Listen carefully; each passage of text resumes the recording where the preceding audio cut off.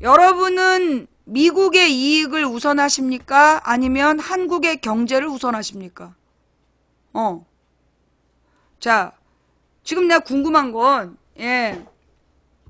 지금 이게 우리나라가 수출에 의존하는 나라야. 수출에 의존하는 나라이고, 그리고 우리나라가 수출 의존형 국가가 된 게 박근혜 아버지 때문이잖아. 그러면 지금 우리나라의 한국 경제가 잘 돼야 우리 모두가 먹고 사는 거잖아. 근데 이 중국하고의 문제가 꼬이면 다 연쇄작용을 일으켜서 가뜩이나 우리 한국이 지금 샌드위치인데, 일본과 중국 사이의 샌드위치 이제 더 넘어서 이제 중국보다 뒤지고 있는데, 어떡할 거냐고. 미국의 속국은 돼도 중국의 속국은 될 수 없다. 무슨 속국이야, 협력국이지. 우리는 중국이나, 자, 그러면 망치 부인은 중국하고 손잡고 미국을 버리자. 아니죠.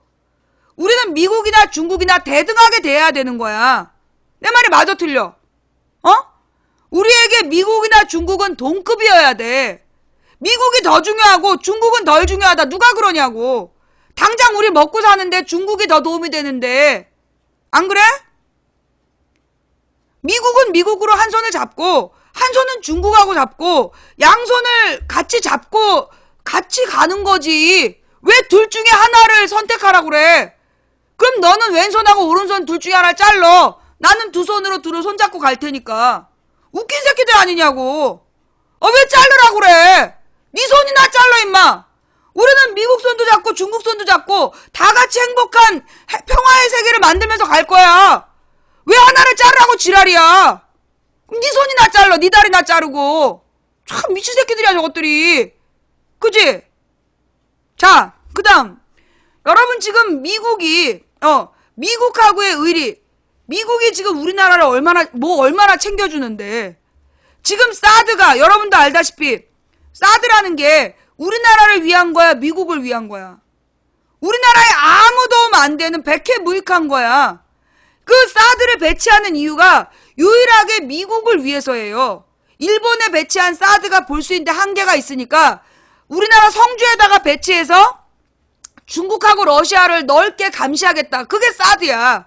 실제로 이게 뭐 미사일을 쏴서 북핵을 잡고 이거 개소리고 개나발이고, 결국 이 엑스밴드 레이더라는 걸 설치하기 위해서 그래서 사드를 배치하는 건데, 여러분 생각해봐. 여러분 옆집에서, 여러분 옆 아파트에서 요렇게 굽는 저기 카메라를 여러분 거실에다 대고 있다. 그래서 여러분들이 막 빤스만 입고 왔다 갔다 하는 걸 맨날 지켜보면서 그거 찍어갖고 인터넷에 올린다. 그러면 어떡할 거야? 좋아? 싫잖아. 지금 이 성주에 배치하는 이 레이더가 결국 중국의 앞마당을, 중국의 베이징이니 뭐니 이런 데를 일거수일투족 들여다보겠다는 거야. 그러니까 싫다고 그러는 거지, 중국에서. 그러면 우리는 어떻게 해야 되느냐? 이 사드라는 게 실제로 그럼 북핵을 막기 위한 거야? 아니라니까. 북핵하고 아무 상관없어. 무엇보다 북한의 핵무기가 남한용이야? 아니라고. 북한의 핵무기가 지금 ICBM 얘기 나오잖아. 원래 북한은 핵무기를 왜 만들었어? 미국을 치겠다. 괌이나 하와이나 미국을 공격하겠다. 그게 목적이야. 그러니까 이제 북한의 핵무기를 일본이나 우리나라에 있는 사드로 막겠다는 거야. 근데 미국에서 만약에 사드로 막았다. 그러면 그 핵무기가 어디 쏟아져? 남한에 쏟아지는 거 아니야. 우리나라에 아무 도움이 안 되는 거라고, 사드가. 오로지 그것도 본토 방어용도 아니고 실제로 그 중국 사찰용 레이더야. 중국 사찰용 레이더를 위해서 우리 국민이 왜 굶어야 되냐고. 가뜩이나 경제가 어려운데 우방이면 도와주지는 못할 망정. 우방이라면서 도와주지는 못할 망정. 우리가 왜 미국의 중국 사찰 때문에 우리가 굶어야 되냐고. 지금 도매시장들 다 난리 났어. 이미 우리나라가 제조업이 이미 무너진 지 한참 됐잖아. 현재 우리나라의 일반적인 서민들이 대부분 자영업으로 먹고 살고 있는데 그 자영업 중에서도 그나마 도매시장에서 뭐가 굴러가야 그 밑에까지 먹고 사는 거야. 근데 지금 도매시장들 멈췄지. 소비재가 유통이 안 되지. 중국 관광객이 끊기면서 그나마 소비재에 종사하던 사람들이 지금 굶고 있단 말이야. 경제가 전체적으로 어려워졌어. 도대체 우리가 왜 이런 일을 당해야 되냐고. 유승민은 사드는 찬성하는데 지네 동네는 안 된다는 거야. 참 웃기는 놈이지. 아니 사드가 좋으면 대구에다 설치하든가. 대구는 안 된대. 그러니까 얼마나 비겁한 거냐고. 지금 중국에서 크루즈선 부산에서 이게 중국의 크루즈가 부산에 이제 오기로 했었나 봐요. 예.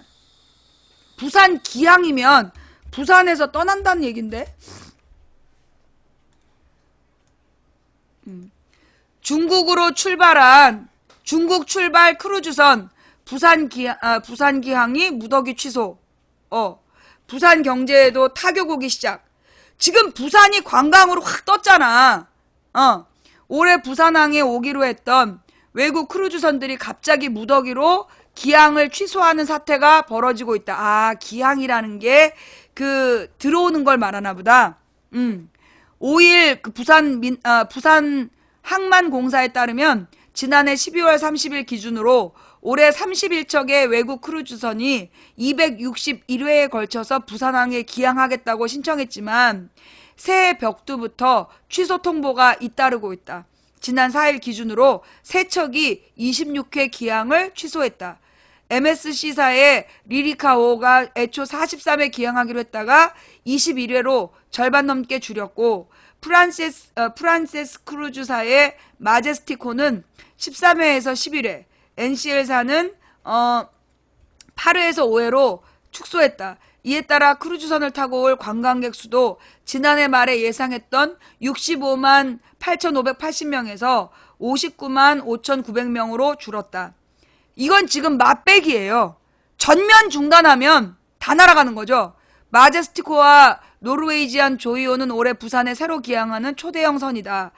한 번 기항할 때 타고 오는 관광객 수가 평균 3,560명, 4,088명에 이른다. 기항 횟수를 가장 많이 줄인 리리카우는 1968명이다. 항만공사는 갑작스러운 무더기 기항 취소 배경이 무엇인지 파악하느라 애쓰고 있다. 바보니? 싸드지 뭐야. 일부 선사가 배를 빌리는 게 쉽지 않아 기항을 축소한다고 밝혔지만 항만공사는 이를 액면 그대로 받아들이지 않는 분위기다. 고고도 미사일 방어체제 배치 결정에 대한 중국 정부의 보복 조처가 다양한 형태로 노골화하고 있어 이와 연관이 있는 게 아닌지 걱정하고 있다. 중국에서 한국 관광을 줄이라 그랬잖아. 그래서 허가를 안 내주는 거야. 한국으로 여행하는 걸.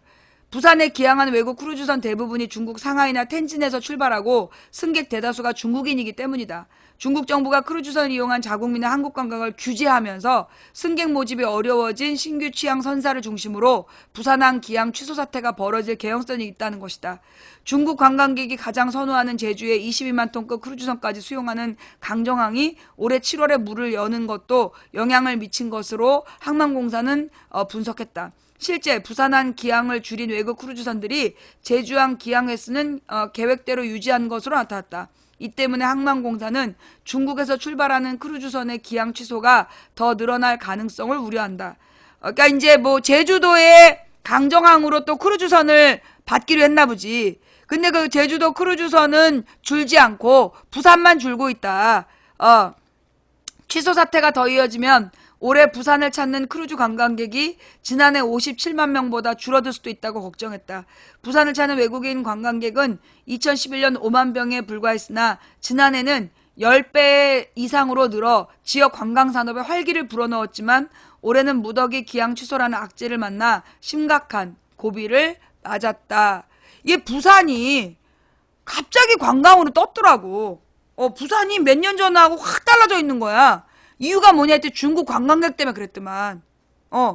중국 관광객들이 부산에 와서 돈을 많이 써가지고 그래갖고 부산이 그렇게 관광 지역으로 다 돌변을 했는데 사드 때문에 이제 사드가 경북만의 문제가 아니라는 거죠. 사드가 경북만의 문제는 아니다. 자, 우리가 이제 또 마지막으로 자, 이 사드 문제에 대해서, 사드 배치 누가 먼저 말을 꺼낸 건가요? 원래 이제 미국에서 계속 사드를 요구했어. 미국의 그 사드 회사가 사드를 팔아먹으려고, 그러니까 사드 주식 장사를 하려고 사드 배치를 요구했는데, 이게 사드를 배치하는 순간 남한 경제에 영향이 크니까 안 하기로 한 거야. 계속 미뤄왔어. 박근혜가 갑자기 지난 7월 15일에 발표해버린 거야. 문제는 뭐냐면 그 사드 배치에 대해서 외교부는 동의를 안 했어. 우리나라 외교부는 동의를 안 했고, 이게 지금 심각한 문제다. 사드 배치를 그냥 그렇게 하면 안 된다. 근데 박근혜가 개무시하고 그냥 해버린 거야. 사드 배치를 발표해버려서 7월 15일에. 근데 박근혜가 작년 7월 15일에 사드 배치를 발표한 목적은 실제로 사드를 배치하기 위해서라기보다 야당을 안보 공격을 하려고, 야당에 대한 공안몰이를 하려고 시작했는데, 야당이 반대 입장을 빨리 안 내보낸 거야. 당론으로 반대한 입장을 안 내보내고 한 몇 주 동안 고민을 했어. 그동안에 경북 사람들이, 씨발, 우리 동네 그럼 집값은 뭐가 되냐?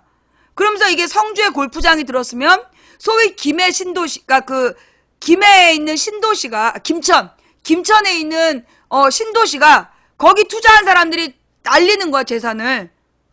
평생 모아가지고 은퇴 자금으로 준비한 아파트가 그냥 똥값이 되는 거야. 난리가 나는 거지, 김천하고 성주가.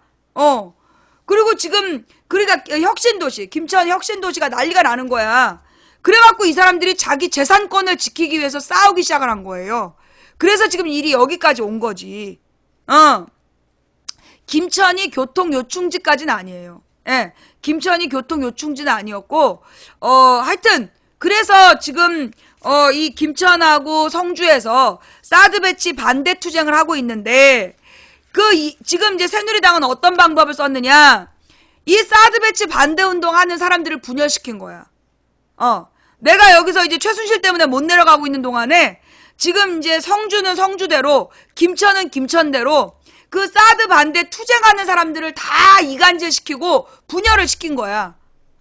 그래서 싸움을 붙여가지고, 그래서 그 사드 반대 투쟁을 성주 김천에서 김빼기를 하고 있는 중이에요, 지금. 그런 얘기가 막 오고 있어. 그래서 내가 성주랑 김천을 가고 싶은데 내가 지금 못 가고 있었던 거야. 자, 그런데 이 중국에서 롯데를 치니까 롯데가 성주 골프장을 재검토하기 시작했다라는 지금 상황이다. 자, 사드에 대해서 질문하신 님, 이 정도면 됐어요? 혹시 더 궁금한 내용 있으면 다시 한번 더 얘기해 주시고요. 좌우지간, 그러면서 이제 지금 이 사드 문제가 이렇게 된 건 외교부의 무능 때문이야. 이걸 정확하게 판단해서 박근혜가 이런 짓을 못하게끔 해야 되는 외교부가, 지금 저 김장수 봐봐. 우리가 중국 대사인데 사드를 반대하면 중국의 속국이 된다. 그러니 중국하고 외교가 되겠냐고. 중국 대사 입에서, 중국 대사는 무슨 일을 하는 거냐? 중국에 가서는 우리나라 편을 들고 우리나라 안에 와서는 중국 편을 들어야 되는 게 대사가 하는 일이야. 내가 잘못 알고 있는 거야? 내가 알고 있는 대사의 역할은 가령 미국 대사다. 그러면 저기 미국에 가서는 우리나라를 대표해서 미국 정부를 상대하는 거야. 근데 우리나라에 들어오면 미국의 입장이 이런 거다. 그러니까 우리나라가 이런 전략을 제대로 펴야 된다라고 미국의 입장을 정확하게 전달해주는 역할을 해야 되는 거야. 그럼 중국 대사가 뭐 해야 되냐? 중국에 가서는 남한의 입장으로 중국을 설득해줘야 되고, 우리나라에 들어와서는 중국의 입장으로 우리 정부를 설득해야 되는 거야. 그러라고 비싼 돈 주고 대사 시키는 거야. 나 진짜 이 외교부, 요즘 외교부 왜 이러니? 너네 진짜 보니까 그동안에 그나마 드러나지 않던 외교부의 문제점이, 외교부에 대한 문제점이 지금 드러나는 거야. 이 외교부에 대한 적폐도 드러나고 있는 거야. 지금 외교부가 뭔 짓 하고 있어? 반기문 꼬봉짓 하느라고, 국익은 상관없이 반기문 꼬봉짓 하느라고 줄 서가지고 지랄 연병이야. 자, 다시 제가 그래서 공식적으로 요청할게요.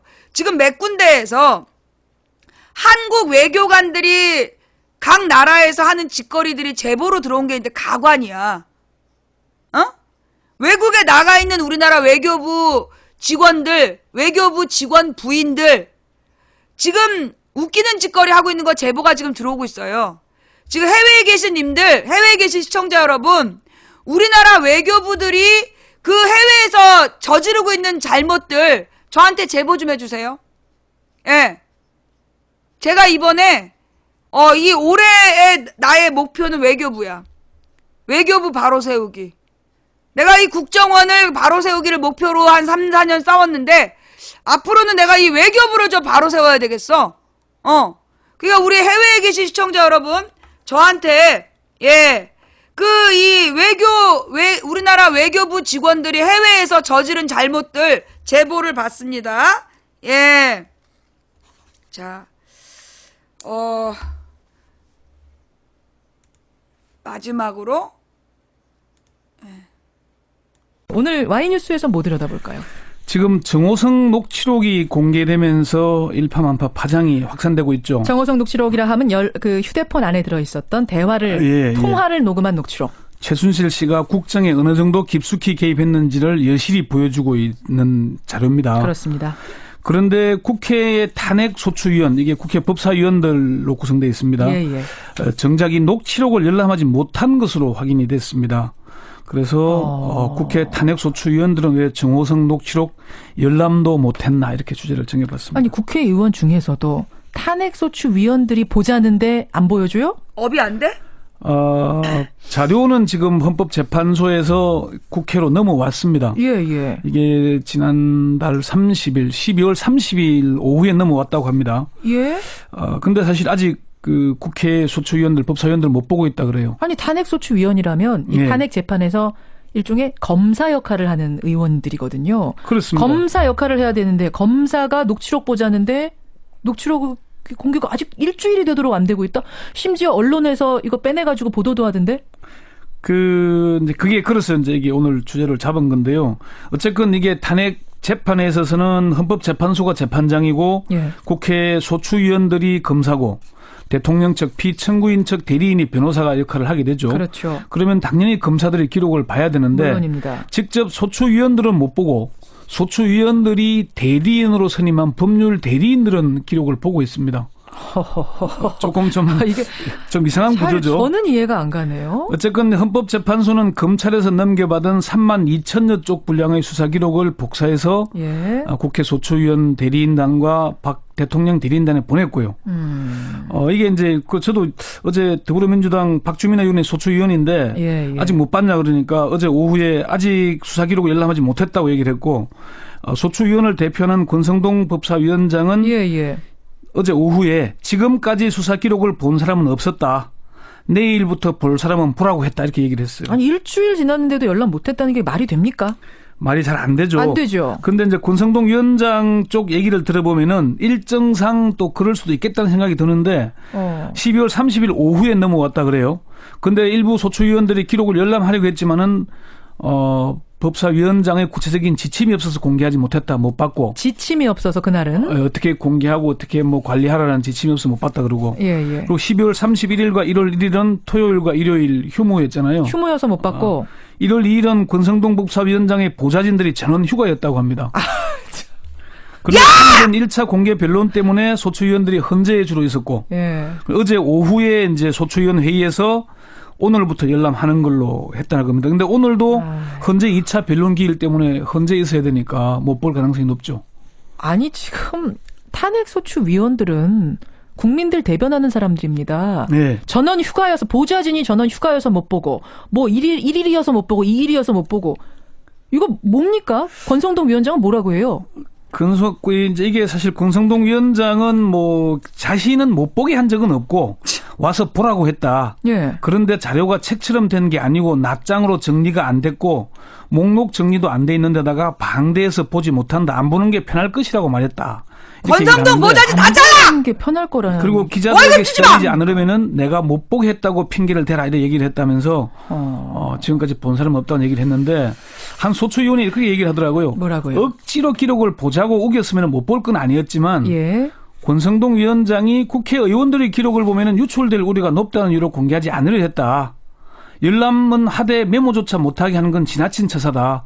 32,000쪽인데 예, 메모도 못하고 열람하라 그러면 그게 얼마나 머리가 좋아서 그걸 보겠습니까? 컴퓨터도 아니고. 에이. 자, 그렇다면 도대체 정호성 녹취록에 얼마나 민감한 게 들어있길래 이러는 것인가? 소추위원들까지도 이렇게 무슨 뭐 지침이 내려오고 언제부터 봐라 어떻게 봐라. 왜 그러는 겁니까? 이게 지난해 12월 29일이죠. 검찰특별수사본부가 정호성 전 비서관의 자택을 압수수색하면서 2대의 휴대전화를 확보했잖아요. 그렇죠. 그 전화기 안에 12개의 파일, 28분 분량의 녹음이 박 대통령과 정호성, 최순실과 정호성의 대화 내용입니다. 예. 녹취록을 본 법조인은 녹음 파일 자체가 2013년 10월과 11월에 집중돼 있고 뇌물죄 등 공소 사실과는 무관하다. 그렇지만은 박 대통령과 최순실의 힘의 관계를 엿볼 수 있는 중요한 자료다. 예. 최순실이 지시하고 박 대통령이 따르는 그런 모양새라는 거죠. 그렇죠. 예, 그게 뭐 이미 뭐 JTBC나 보도되고 있는 그런 내용들입니다. 예. 최 씨가 총리 회담에도 관여한 것으로 총리 담화에 이게 왜 문재인이 욕먹는 이유야? 이러니 문재인 씨가 욕먹는 거라니. 권선동이 문재인이랑 무슨 관계 있어? 권선동은 개혁보수신당이야, 개보신당. 문재인하고 무슨 관계가 있어? 이러니까 왜 문재인이 욕을 먹어? 이상한 사람이네, 저 사람. 뜬금없이 문재인하고 무슨 상관이야? 새누리 출신 개보당인데. 에도 관여한 것으로 보이는 녹취록이 있고 그렇죠. 국무회의나 수석 비서관 회의에서 해야 할 발언에 대해서도 일종의 지침을 주는 걸로 나와 있습니다. 그렇죠. 그리고 정호성 비서관은 최순실 씨를 선생님이라고 깍듯하게 호칭하고 깍듯하게 부르는 거. 이런 내용이라면 빨리빨리 보고 국민들에게 최대한 많이 공개해서 이게 지금 탄핵당할 일인가 아닌가 이거 판단하게 해줘야 되는 거 아닙니까? 그렇습니다. 사실 단순하게 형사사건의 기록으로 봐서 비공개해서는 안 된다는 이론이 높습니다.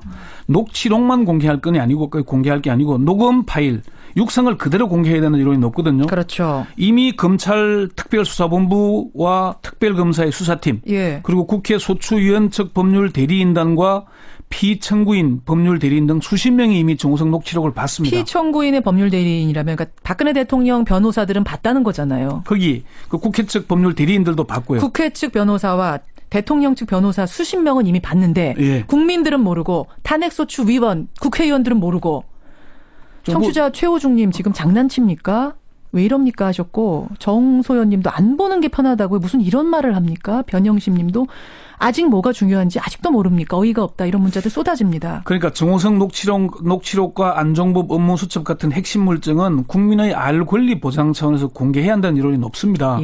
헌법학자와 법조인들에게 물어보니까 탄핵 심판과 관련된 정보는 공익상 목적이 있고 주권자인 국민이 반드시 알아야 될 알 권리 보장 차원에서 반드시 공개해야 된다 그런 얘기를 하거든요.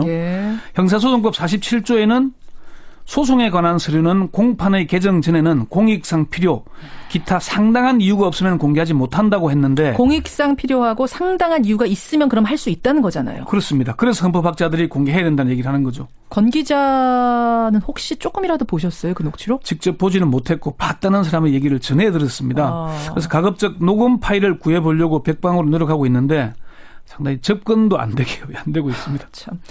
국민들이 육성으로 들어볼 권리가 저는 있다고 생각합니다. 저는 그렇게 생각하는데 참 국회의원들도 못 보고 있다니 답답한 노릇이네요. 헌법재판소에서 아마 이게 이제 재판 과정에서 녹취록은 공개될 거고 녹음 파일도 아마 공개될 수 있을 걸로 보이는데 이게 헌법학자들이나 법조인들 얘기대로 이게 국민들에게 공개돼서 정말 어떻게 국정이 운영됐는지를 적나라하게 보여줄 필요가 있다고 저는 그렇게 봅니다.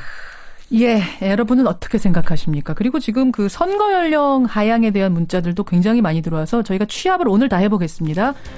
내일 발표해드리도록 하죠. 권영철 선임 기자 수고하셨습니다. 네. 자, 이건 뭔 사건이냐? 한마디로 개혁보수신당, 황영철, 권선동이 얘네들이 장제원이 이런 애들이 결국은 막 지네들이 떠들어가지고 마치 자기네들이 야당인 척하면서 야당이 받아야 될 칭찬을 지네들이 다 받으려고 그래. 그런데 본질은 이거라고. 본질은 그 자료를 자기네들이 중간에서 킵해놓고 못 보게 하고 탄핵소추 방해하는 게 목적이라고. 그 얘기 때문에 이 영상은 같이 이 소리는 들었고요. 그 다음 황교안이가 그거 봤어요?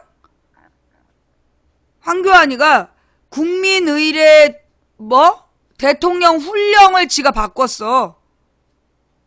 임시 주제에 대통령 훈령을 바꾼 것도 웃긴데 그 훈령 내용이 5.18이나 세월호에 대해서 묵념을 금지하는 내용이래. 따야 되겠죠? 예. 이거 탄핵시켜야 돼. 아니, 임시 주제에 쥐가 어디서 훈령을 바꿔. 거기다가 훈령 내용이 뭐냐? 국민의례에 대해서 통제를 하겠다는 거야. 야, 지금 우리 대통령이 히틀러야? 아니면 우리 지금 일제 조선 총독부 밑에 있는 거니? 국민의례 준칙을 네가 뭔데 바꾸고 통제라고 지랄이야! 아, 얘가 진짜 이 버르장머리가! 아, 나 진짜. 그래. 황교안이가 목적이 있는 거야. 망치 부인을 혈압을 올리게 해서 터트려 죽이다 이런 거지? 너 지금 황교안이 지금 너네가 그 망치 부인 혈압을 터트려 죽이자 이게 지금 작전인 거지? 그런다고 내가 죽을 사람은 아니야. 내가 그랬잖아. 나 150년 이상 살 것 같다고. 욕을 하도 많이 먹었고 내가 200년을 살 것 같은데 내가 지금 빨리 죽으려고 과로하는 거야. 120살까지는 좀 죽자. 네가 그런다고 내가 빨리 죽지가 않아. 그 헛된 꿈은 버리도록 해. 자, 여러분 지금 아까 다루지 못했던 지금 이제 중국에서 1, 2월에 한국행 전세기를 불허해서 국내 호텔이나 면세점에 초비상이 걸렸다. 그리고 이 작년에 중국 사람들이 빼간 게 1조 5천억이다. 지금 우리나라 경제가 가뜩이나 어려운데 지금 사드 때문에 서민 경제가 더 나빠지고 있다. 이거 누가 책임질 거냐? 지금 이런 문제는 해결해야 될 황교안이가 하라는 일은 안 하고 지가 7초 진행한다고 7분 동안 또 길을 막았더만. 교통을 또 통제를 한 거야. 지가 7초 이용한다고. 얘가 아무래도 지가 무슨 황태자인 줄 아나 봐. 야, 황교안! 나 혹시 뇌에 피부병 걸린 거야? 뇌세포에 피부병에 걸렸었던 거야? 나 진짜. 따야 돼, 빨리. 빨리 따야 돼. 그래야 정신 차려. 예. 자, 뭘 딸 건지는, 예. 자, 오늘 방송은 여기까지 할게요. 자, 오늘 방송 아니, 4시간이나, 내가 딴 얘기 안 하고 열심히 했는데, 오늘 방송이 너무 길었어. 여러분, 오늘 방송이 너무 길어가지고 죄송해요. 예. 웬만하면 이게 빨리빨리 끝내야 되는데, 예. 방송이 너무 길어서 죄송해요. 예. 다뤄야 될 건 막 사고는 계속 치고, 예. 이것들이 돌아가면서 사고를 치고, 그 돌아가면서 사고 치는 거에 대해 또 욕은 또 다 해줘야 되고, 시간이 모자라. 새벽부터 이거 욕하느라고 시간이 모자라. 난 내일 새벽에 일찍 일어나갖고 내가 좀 팽목항 가야 되는데. 예. 자, 오늘도 함께 해주신 시청자 여러분께 진심으로 감사드립니다. 방송이 너무 길어서 죄송하고요. 예, 오늘 우리 매니저님들 각방에서 고생하셨고요. 이 방송 녹음 녹화 떠서 유튜브와 팟캐스트에 뿌려주시는 우리 허락받은 업로더님들께 감사드리고요. 그리고 후원해주신 한 분 한 분 이름 못 불러드려서 죄송하고요. 이름 안 불러줘서 후원하기 싫으시면 안 하셔도 됩니다. 그럼에도 불구하고 후원해주신 분들 덕분에 오늘도 당당하게 방송할 수 있었습니다. 망치야, 미안하다. 후원을 못했다. 망치가 늘 말씀드리잖아요. 예, 가장 최대 후원은 생방송 처음부터 끝까지 지켜주시는 거라고. 여러분이 진정한 후원자이십니다. 함께해주신 모든 분들께 감사드립니다. 어제 제가 시리아 이야기하면서 우리의 어깨 위에 얼마나 무거운 짐이 올라와 있는가 말씀을 드렸는데요. 정말 지금 2017년이 세계적으로 되게 중요한 시기인 것 같아요. 지금 2017년이 뭔가 세계적으로 굉장히 중요한 시점이야. 각 나라의 리더들이 다 바뀌는 시점이고, 이 500년 전에 개신교가 만들어질 만큼 종교개혁 운동이 일어났던 그 500년 만에 돌아온 종교개혁 500주년이거든요. 그리고 세계적으로 지금 인간의 탐욕이 끝을 향해 가고 있다. 그래서 우리가 정말 인류의 역사를 우리가 더 유지할 수 있을 것이냐, 아니면 대대적으로 인류의 공멸을 두고 볼 수밖에 없느냐, 그 선택이 달린 게 우리 한반도 대선이다. 그래서 우리가 이 한반도 대선을 정말 잘 준비해야 된다, 그런 말씀을 드렸는데요. 사실 굉장히 어려운 상황이에요. 쉽고 만만한 상황이 아니다. 언제나 우리가 해온 일은 쉽고 만만한 일은 아니었던 것 같아요. 갈만한 길이라서 가는 게 아니라 가야 할 길이라서 가는 망치부인이다 보니까 지금 우리가 굉장히 이기기 어려운 싸움을 하고 있다. 이 막대한 권력과 막대한 자본과 싸우는 게 쉬운 일이 아니에요. 이긴다는 것 자체가 어려운 일이야. 제가 총선 때 그런 말씀을 드렸어요. 나는 총선에 져도 상관없다. 왜냐하면 나는 너무나 미약한 존재이기 때문이다. 내가 지는 건 당연하다. 그래서 나는 지는 게 두렵지 않다. 질 수 있다는 생각하고 나는 이 길을 가는 거다. 나는 처음부터 이길 거라고 생각하고 가는 거 아니다. 내가 지는 건 당연하다고 보고 부끄럽지 않다. 질 때 지더라도 한번 싸워보고 죽는 게 내 소원이다. 그게 제가 총선 때 드린 말씀이었어요. 그리고 우리는 이겼죠. 우리는 이번에 또 그만큼 어려운 싸움을 시작하려고 합니다. 이건 단지 우리나라 안에 있는 종편, 단지 우리나라에 있는 권력과의 싸움이 아니라 정말 인류 전체의 생존이냐 공멸이냐의 기로에 놓여있는 정말 이 영적인 전쟁을 하고 있는 거예요. 그래서 이 전쟁이 참 이기기 어려운 전쟁입니다.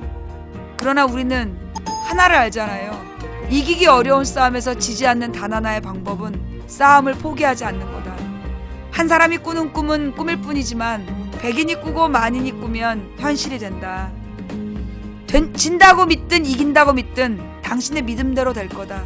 중지동천이라고 무리가 모여 뜻을 모으면 하늘을 움직일 수 있다고 했다. 인간의 가치는 그가 품고 있는 희망의 질량에 달려있다. 누군가 포기해서 오늘 우리의 절망이 싹텄다면, 우리가 오늘 포기하지 않으면 내일은 희망의 역사를 쓸 수 있을 거다. 우리 그걸 믿으면서 갑시다. 여러분, 절대 실패를 두려워하지 마세요. 우리가 이기는 게 더 기적이야. 이기는 게 불가능한 일이야. 우리는 지금 불가능한 일에 도전하는 거예요. 그러니까 절대 질까봐 두려워하지 마. 질 수 있어. 질 수 있지만 최선을 다해서 한번 버텨보는 거야. 우리는 져도 잃을 게 없어. 그렇잖아요. 잃을 게 없으니까 목숨 걸고 한번 가보는 거지. 이렇게 죽으나 저렇게 죽으나 한번 죽는 거, 폼나게 싸우다 한번 죽어보자는 거죠. 어때요? 함께 가실라오? 자, 지금까지 도봉구 창동사는 불량주부 망치부인이었고요. 다음 방송은 내일 아침 일찍부터 팽목항으로 출발하면서 모바일 방송 틀게요. 내일 돌아오는 시간까지 이거 재방송 계속 틀어드릴 테니까 여러분들 방송 보고 계시다가 내일 2시에는 팽목항 방송 보러 오세요. 고맙습니다. 지금까지 도봉구 창동사는 불량주부 망치부인이 보내드린 생방송 시사수다방이었습니다. 내일은 팽목항에서 만나요. 고맙습니다. 망치부인이었습니다.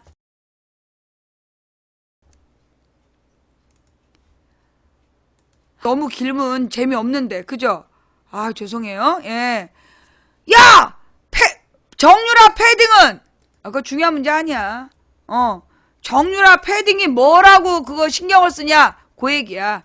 뭐 뒤에. 자, 촛불은 민심이 아니라는 박근혜. 네가 미친 거지. 니들이 미친 거지?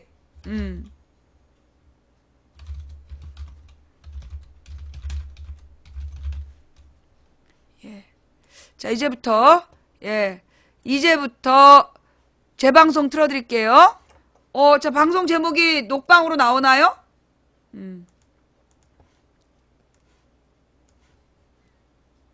녹방 나와요? 예. 이거 첫 장면이 이거 업꿀잼 후원해주신 모든 분께 감사드립니다. 업이 안 되나? 어서오세요, 어서오세요. 서울 도봉구 창동 사는 불량주부 망치 부인이 보내드리고 있는 생방송 시사수다방에 오신 것을 환영합니다. 반갑습니다. 감사합니다. 어서오세요. 이 옷을 우리 시청자분이 보내주셨어요. 근데 이 옷을 본 우리 딸이 뭐라 그랬냐면, 엄마 이거 국정원이야. 엄마가 이거 입고 나가봐. 요즘에 수렵철인데. 내가 이거 입고 엽총 맞으면 네가 책임질 거야? 이거 국정원이지? 나 진짜 이런 우리 같은 뚱뚱한 사람들 이런 거 입으면 큰일 난단 말이야. 화살 맞아.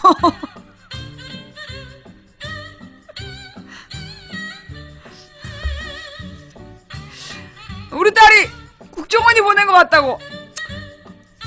예. 곰사냥철이야 지금.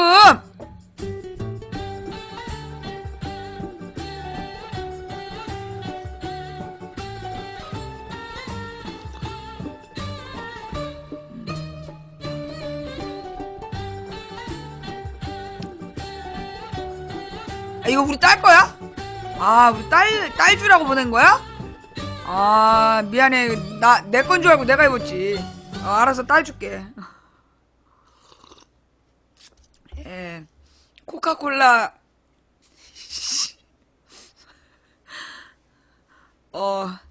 그래, 나 배꼽이다. 어쩔래? 오늘 목요일. 미안해요. 날짜가 틀렸다고. 그래, 나 배꼽이다. 진짜. 우리 동생이랑 나랑 털 달린 옷은 사면 안 된다. 우리 둘이서 맨날 하는 얘기야. 털 달린 옷을 입으면 큰일 난다고. 우린 이게 도봉산 밑에 살잖아. 가끔 멧돼지 나올까봐 두려움에 떨고 있는데, 우리 털옷 입고 나가면 화살 맞는다고. 우리 맨날 그래서 절대 털 있는 옷 안 입어. 큰일 나면서. 근데 이렇게 막 이렇게 털옷을 보내면 어떡해. 이 특히 모자 쓰고 이거 나가면 바로 저기 화살 맞아요. 이런 거는. 뭐 이런 건 이제 날씬하고 이쁜 사람들, 그런 사람들이나 입어야지. 너 옷 따뜻하게 하네, 가볍고. 가볍고 따뜻해서 좋아요. 하도 내가 도봉산의 백곰 출몰 말하면서 이제 신문 기사 나와. 네, 우리 이 옷을 보내주신 시청자님 반응이 기대하고 달라서 미안해요. 그러니까 상대를 골라가면서 보내야지. 이런 거 진짜 역캠으로 보내야 되고, 이거 잘못 보내면 이거 저기 이 국정원 이게 암살무용이라 그래. 잘못하면 사냥꾼한테 그냥 바로 총 맞는 수가 있어요. 예. 자, 어서오세요. 망치 부인입니다. 반갑습니다. 우선 중요한 광고 말씀. 제가 이제 어저께 안산 그 기억교실을 가기로 했잖아요. 항의 받았어요. 네. 그 안산 기억교실에 대해서 엄청난 항의가 들어왔어. 거기가 원래 그 단원고에 있기로 했던 그 기억교실을 강제로 옮기면서 무슨 사무실로 쓰던 거 한 칸을 그 사무실로 쓰던 거 한 칸을 갖다가 짐을 넣어놓는 용이래. 그래서 그 유가족들이 거기 그 기억교실 보고 막 분노해갖고 울고불고 난리 났었다는 거야. 그러니까 그게 이제 그 안산 기억교실이 원래 단원고에 있었던 건데 빼가지고 이렇게 그 교육청에 진짜 교실을 재현해 놓은 것도 아니고 그냥 막 짐짝처럼, 창고처럼 막 해놨대. 그래갖고 그 유가족들이 그 기억교실을 보고 너무나 가슴이 아파가지고 그렇게 울고불고 난리가 났었다는데 알고 있었냐고. 몰랐잖아. 네, 몰랐잖아요. 일단 굉장히 죄송하고요. 네. 그래서 내가 이제 그걸 고발하는 차원에서라도, 이렇게 안산 단원고에서 뺀 짐을, 그러니까 뺀 그거를 이렇게 하고 있다. 이러면서 어떤, 고발 차원에서라도 갈까 했는데, 그러면 너무나 그 세월호 유가족들에게는 고통이 될 것 같아. 너무나 큰 고통이 될 것 같아서, 그래서 이제 내일 그 안산의 기억교실을 가는 거는, 포기하고, 네. 그거는 정말 가면 안 될 것 같아. 예. 그래서 진짜 그 안산의 기억교실을 진짜로 만들기 위한, 그게 지금 만들고 있다는 거죠? 진짜 안산 기억교실을 만들고 있다는 거지?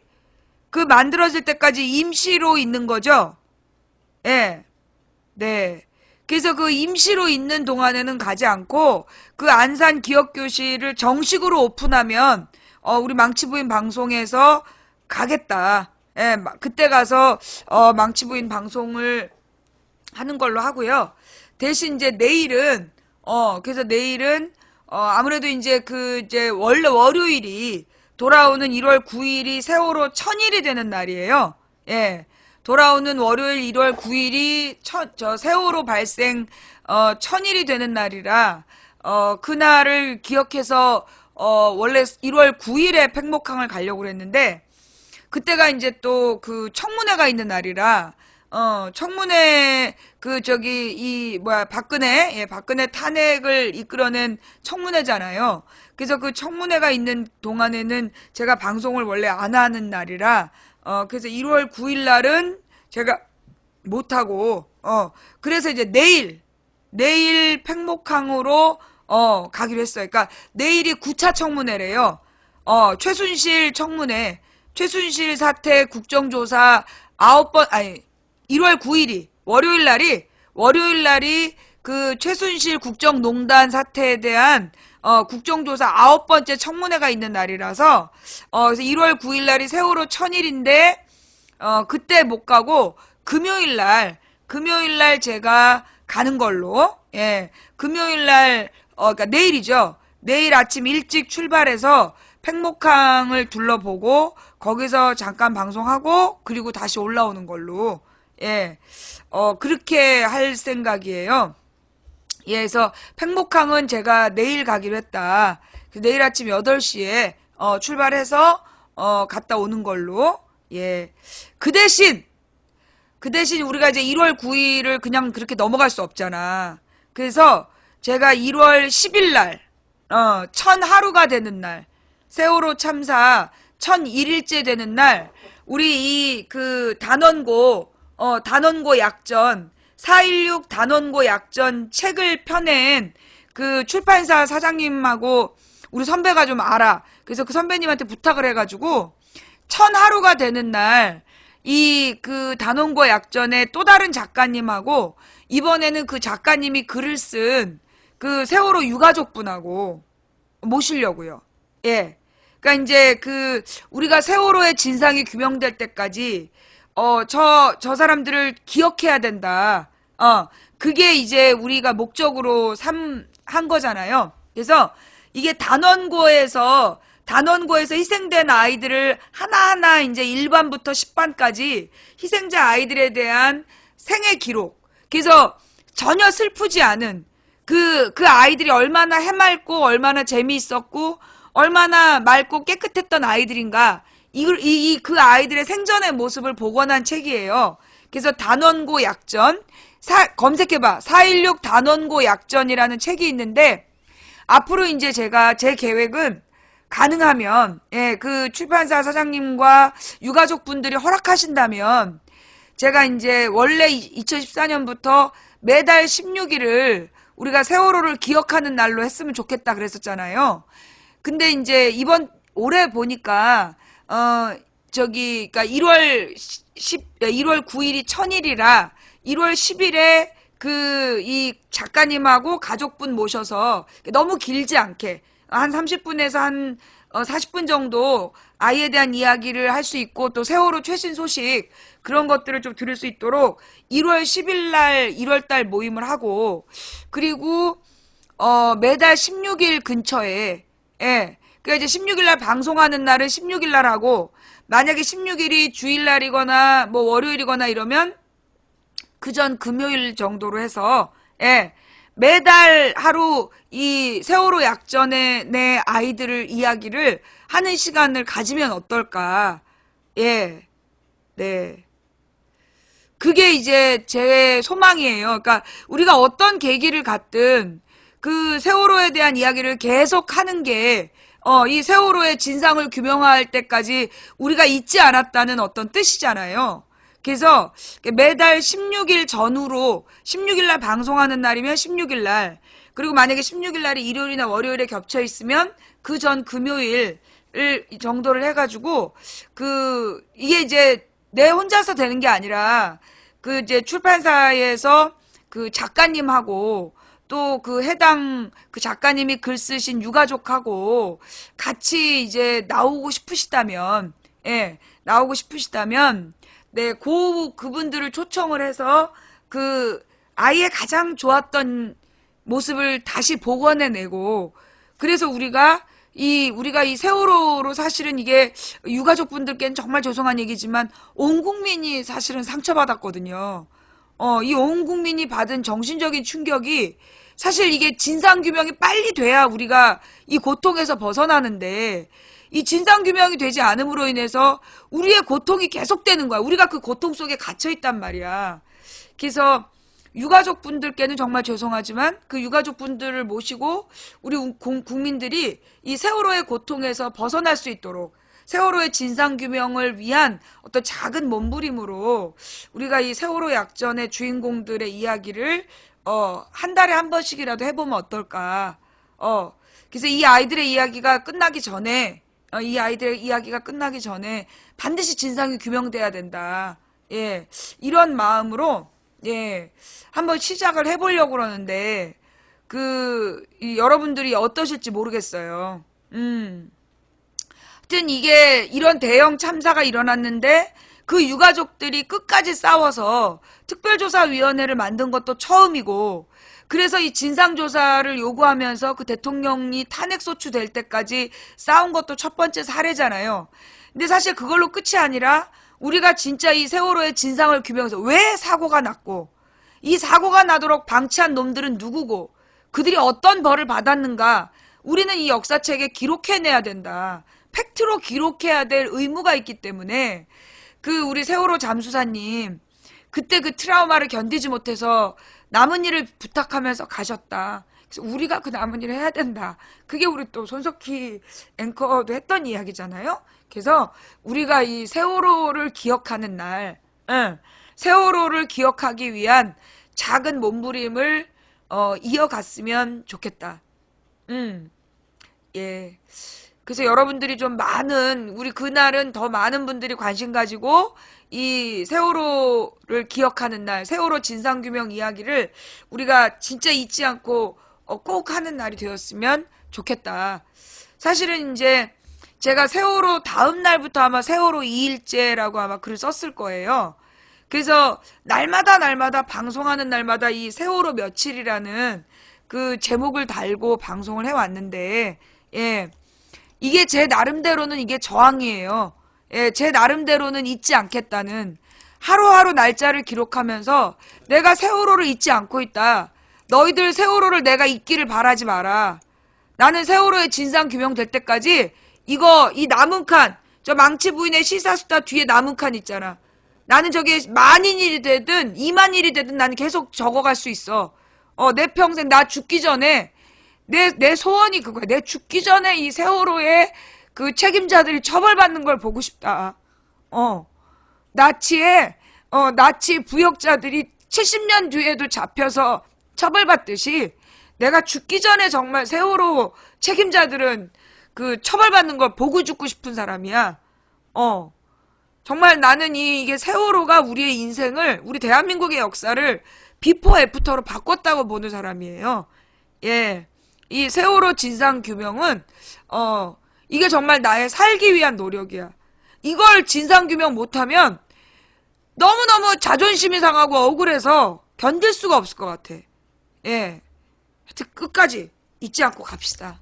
예. 이런 뜻으로 1월 10일 날, 제가 1월 10일 날 이제 그 우리 선배님을 통해서 세월호 약전에 글을 쓰셨던 작가님하고 유가족분을 좀 초청하게 해달라고 부탁을 드렸어요.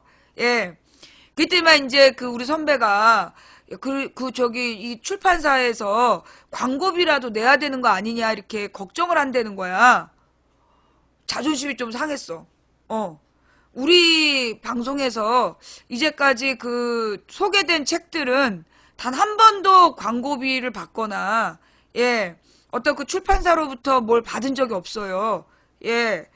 그래서 우리 그 출판사 사장님께서, 광고비를 내야 되는 줄 알고 계신데, 마음 많이 상했어.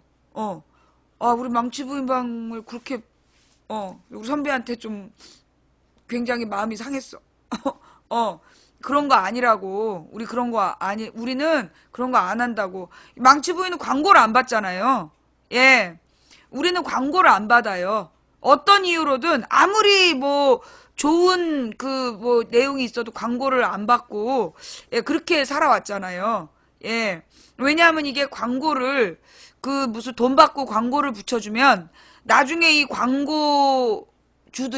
광고주들이 방송에 개입을 하려고 그래. 그래서 우리는 절대 돈 받고 광고를 안 해줘. 우리 방의 원칙이야. 우리는 절대 돈 받고 광고 안 한다. 무료 광고는 해드려요. 예, 무료로, 예, 그 광고는 해드리는데, 절대 우리가 뭐 거기서 받는 거 없다. 그게 되게 중요하다. 예, 특히, 저더러 막 그 범표 어묵하고 무슨 관계냐. 아무 관계 아니야! 난 이제까지 우리 시청자님이 보내주신 삼진 어묵이 제일 맛있는 줄 알고 살아왔어. 그런데 어느 날 어떤 시청자가 범표 어묵을 보낸 거야. 그리고 내가 딱 그 껍데기를 보면서 에이 삼진 어묵이 아니네? 그러면서 웬 이름도 없는 어묵을 보냈을까? 그리고 그걸 뜯어봤어. 뜯어서 먹고 나서 그 귀에서 음악이 들려오는 거야. 이런 음악이 들려오면서 정말 삼진 어묵님과 그때 이별을 했어. 삼진 어묵님하고는 이별을 하고 그날부터 나는 범표 어묵과의 사랑에 빠진 거야. 근데 내가 이제 그 얘기를 했더니 우리 시청자분이 한번 사 먹어봤대. 근데 맛있다는 거야. 그러면서 이제 그 범표 어묵을 사서 드신 시청자님들이 망치부인 말 듣고 사 먹어봤는데 맛있다는데 무슨 관계세요? 누군지 몰라. 근데 지금 고민이 뭐냐면 혹시 범표 어묵 사장님이 새누리 극렬 지지자일까봐 그게 조금 걱정이 살짝 돼. 그래도 어묵은 맛있어. 설사 새누리를 지지한다고 할지라도 그 어묵이 맛있더라고. 그래서 고민이야. 그래서 얘기하지 마. 범표 어묵 사장이 누군지 얘기하지 마. 과거도 얘기하지 말고 나는 오로지 그냥 그 범표 어묵만 먹고 살 거야. 그러니까 얘기하지 마. 괜히 또 불매운동 대상되면 안 돼. 예. 하여튼 그래서 내가 또 어묵은 다 좋아하는데 어이구 이 부산의 어묵 기술이 좀 다른 것 같아. 예. 나는 솔직히 어느 날 부산에서 삼진 어묵이라는 걸 보내준 다음에 내가 그 시청자님 이름에 써놨잖아. 삼진 어묵을 보내주신 님. 그 어묵이 내가 그 삼진 어묵을 먹어보고 너무 맛있어가지고 이 서울에서 먹는 어묵이 아니다. 근데 이번에 이 범표 어묵을 보고 내가 여자의 마음은 갈대와 같아. 정말 죄송합니다. 네. 삼진 아닌가? 삼호인가? 삼진 어묵 같은데 아니야. 삼호 어묵이야? 하여튼 내가 지금은 범표 어묵이야. 범표 어묵으로 바뀌었어. 네. 진짜 이게 이 탱탱함이 좌우지간 중요한 건 저는 그런 그 어묵집으로부터 어떤 것도 받은 게 없다. 예. 그 다음에 옛날에 무슨 그 되게 맛있는 사과를 어떤 분이 보내주셨어. 어떤 분이 그 되게 맛있는 사과를 보내주셔가지고 내가 그 사과를 먹고 깜짝 놀래가지고 이거 무슨 사과를 설탕에 절인 것 같다. 이게 너무 맛있는 사과다. 깜짝 놀랐다고 그랬더니 그 사장님으로부터 문자가 온 거야. 그 이제 그 사과, 그 민들레 사과였어요? 내 이름을 잊어버렸어. 민들레 사과인가? 그 사장님이 사과가 하도 안 팔려가지고 사과 농사를 접으려고 그랬었대. 근데 우리 방송에서 내가 너무 맛있어갖고 깜짝 놀랐다고. 그리고 얘기를 했는데 그 남은 사과가 다 팔렸다는 거야.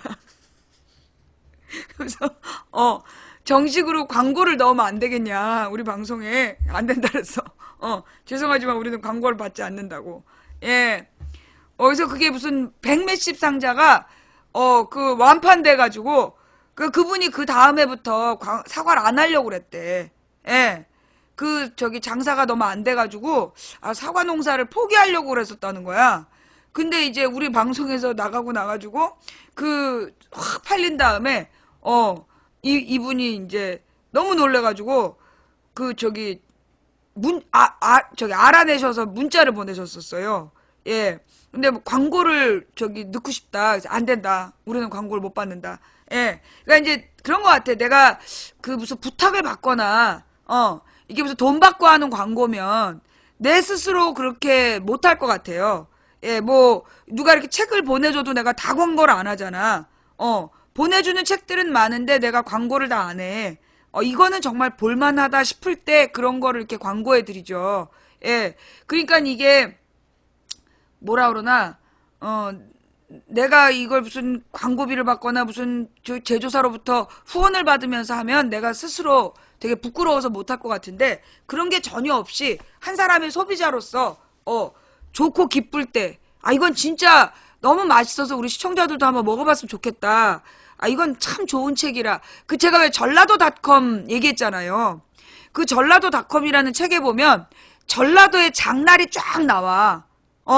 전라도에 내가 그게 진짜 내 꿈이 재래시장 돌아다니면서 먹방하고 그런 방송하는 게 꿈이잖아. 근데 전라도닷컴을 받아가지고 내가 이 전라도닷컴에 나온 장터를 다 돌면서 방송을 해야지 꿈꾸고 있는데 최순실이가 터져가지고 그래고 내가 지금 못 가고 있잖아. 예. 그 전라도닷컴에 나온 그 책 어디 갔어? 전라도 이야기. 전라도닷컴에서 나온 책. 전라도 시골 장터 얘기 나오는 거. 책이 너무 많으니까 어딘지 그냥. 내가 그거 시장까지 외우고 있었는데 저 안방에서 보고 있었나? 안방이구나.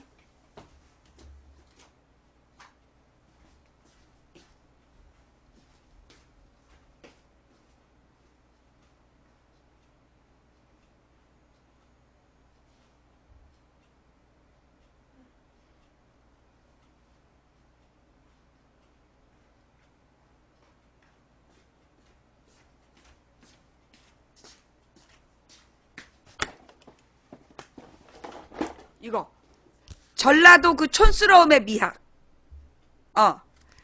내가 이 책을 쓴 작가분이 굉장히 글을 잘 쓰신 분이야. 그런데다가 이분이 찍은 사진들이 이 농부 할머니의 손, 이 농부 할머니의 이 정말 그 농사 짓는 농군의 손, 이게 이제 이렇게 찍은 사진들하고 편편히 이야기들이 나와요. 그래서 사실은 이제 전라도에 대해서 뭐라 그러나 전두환하고 박정희 전두환 시절에 전라도 특히 전두환 때 그랬어. 전두환 때 그 민정당 당원들이 조직적으로 전라도에 대한 유언비어를 퍼뜨렸어요. 그래서 전라도는 정말 아주 이상한 동네다. 그래서 뭐 사기꾼이 많고 범죄자가 많은 동네라고 그러면서 막 그 사람들한테 세뇌를 시켰단 말이야. 내가 기억이 나는 게 그때 전두환 때 민정당 아줌마라는 사람이 와갖고 맨날 전라도 욕을 하고 왔어. 그래서 우리 엄마가 전라도 사람이랑 결혼도 하지 말고 연애도 하지 말라고 우리 엄마 맨날 그랬단 말이야. 근데 전라도에 대한 나도 그 막연한 그 공포가 있었어. 그러니까 그 막연한 거부감. 근데 내가 대학교를 경희대 사학과를 간 다음에 거기서 이제 순창으로 농아를 가게 돼요. 그래서 순창에서 4년, 고창에서 1년 농아를 하면서 내가 전라도 사람들이 처음에는 막 되게 모른 척해. 되게 모른 척하고 무시하고 그래갖고 아 이게 농아를 내가 도와주러 왔는데 왜 그럴까. 근데 알고 보니까 이게 하도 그 간첩 이야기로 당해가지고 낯선 사람들에 대한 경계심이 있었던 거야. 근데 이분들이 딱 마음이 열리면 그 며칠 안 본 사람인데 우리가 떠난다고 눈물 흘리고 그러더라니까. 그래서 내가 이 전라도 사람들을 처음 느낀 게 이제 내가 대학교 시절이었는데 그러면서 이 전라도 사람들에 대한 어떤 그 잘못된 이미지 그리고 안 좋게 기억나는 이걸 내가 그때부터 추적하기 시작해. 근데 아니야. 정확하게는 내가 시집을 경상도로 가잖아.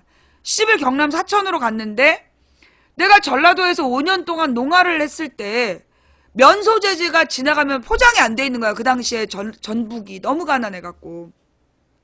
나는 모든 시골은 그런 줄 알았지. 내가 서울에서 나고 다 자랐으니.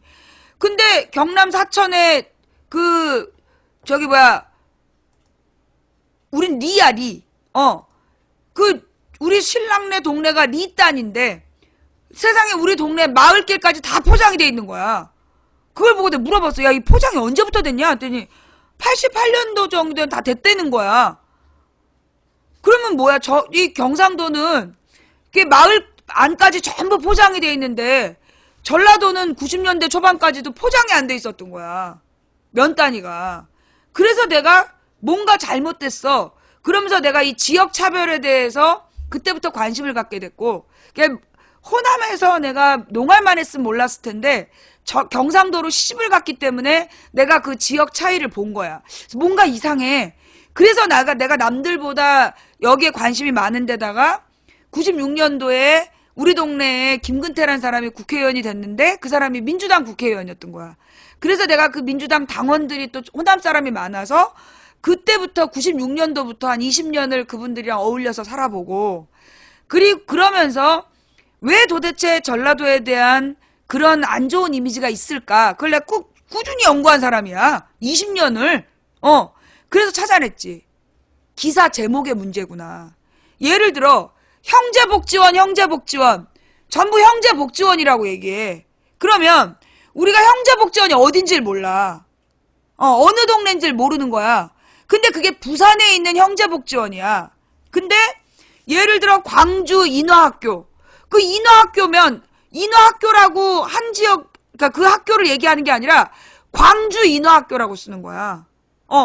광주 인화학교. 그러면 광주가 먼저 나와. 그러니까 이 얘기를 딱 보면 어머 광주에서 장애인 학교가 이런 일을 이렇게 되는 거야. 그 다음에 왜 그 신안에 대한 신안은 정말 범죄자들의 도시다 이런 얘기가 한참 있었잖아. 왜 무슨 그 염전 노예 사건, 그 다음에 그 무슨 초등학교 선생님 성폭행 사건 때문에. 그 이유가 뭐냐? 신안군에 섬이 1000개가 넘어. 몇백 개의 섬이 신안으로 되어 있는 거야. 신안군 소속이야. 그런데 나쁜 일은 반드시 신안이란 이름을 기사에 먼저 쓰는 거야. 그 신안에 섬이 되게 많아. 몇백 개의 섬이 있어. 몇백 개의 무인도가 있고. 그런데 그러면 가령 만제도 이거 삼시세끼에 나온 섬이야. 그 만제도도 신안군 소속이에요. 그런데 신안군 만제도라고 안 하잖아. 신안군 만제도라고 안 해. 만제도는 그냥 만제도라. 좋은 얘기는 그냥 그 섬 이름이 나와. 흑산도 만제도 이런 식으로 섬 이름이 나오는데 만약에 범죄가 발생하면 반드시 거기다가 신안을 붙이는 거야. 그래서 만제도도 신안군이야. 흑산도도 신안군이고. 근데 흑산도 아가씨 만제도 좋은 이름으로 부를 때는 신안이라는 이름을 안 붙여. 근데 범죄가 발생하면 반드시 신안이라고 쓰는 거야. 한번 찾아봐요. 그래서 신안, 그리고 이제 어떤 호남에서 어느 지역에서 사고가 터지잖아. 그러면 경상도나 이 서울 경기도 지역은 어느 지역인지 얘기를 안 해. 근데 반드시 호남은 지역명을 앞에 써. 뉴스에 먼저 나와. 지역이 먼저 나와. 맨 첫 부분이 지역으로 나와. 전주, 나주, 나주 어린이 성폭행 사건 뭐 이런 식으로. 지역을 먼저 얘기해. 서울에서 일어난 나영이 사건, 조두순 사건 그래놓고 그게 아마 여기 수도권에서 일어났잖아. 수도권에서 일어난 범죄는 그냥 나영이 사건, 조두순 사건이라고 불러놓고 나주 어린이 성폭행 사건 이렇게 부르는 거야. 그럼 나주 사람 전체가 성폭행 범죄자처럼 보이잖아. 그게 언론의 보도 지침이야. 일부러 그 호남에 대해서는 안 좋은 이미지를 막 심어 놓는 거야. 그래서 뭐 범죄자가 많고 사기꾼이 많다. 그래서 전라도 사람들이 뒤통수를 친다. 그러면서 호남 사람들을 혐오하게 하는 거야. 그게 언제부터? 전두환 때부터 그랬다니까. 난 그걸 정확히 기억해. 민정당 아줌마가 왔다 가면 우리 엄마가 나한테 전라도 사람이랑 연애하지 말라 그랬어. 진짜 혐오감을 조성했던 그 시절이 그때였다고. 그래서 내가 이 전라도 촌스러움의 미학이라는 책을 우리 시청자분들이 다 읽어봤으면 좋겠다고 하는 이유가 그렇게 어느 특정 지역을 수십 년 동안 이 권력과 언론이 허위사실을 유포하고 세뇌해서 혐오감을 주고 차별을 했다면 그건 범죄예요. 이거 헌법 위반이야. 그래서 내가 그 사람들한테 한번 읽어보길 바라는 게 이 전라도 사람들에 대한 어떤 누명, 전라도 그 촌스러움의 미학이라는 이 책을 여러분이 좀 봤으면 좋겠는 게, 이 전라도 사람들이 어떤 사람들인가, 이 사람들의 어떤 그 그리고 그 열정. 사실 어떻게 보면 전라도 사람들이 때때로 보면 좀 이해가 안 될 때가 있어. 그게 왜 그러냐면 이 사람들의 마음이 너무 뜨거워.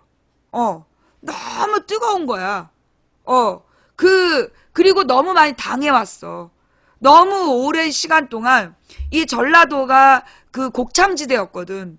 그래서 모든 권력으로부터 당해온 거야. 모든 권력으로부터 수탈을 너무너무나 극심하게 당했던 사람들이기 때문에 유전적으로 그 어떤 정치 권력의 향배에 대해서 민감한 거야. 왜냐? 권력이 부패하면 호남에 대한 수탈이 더 심했거든.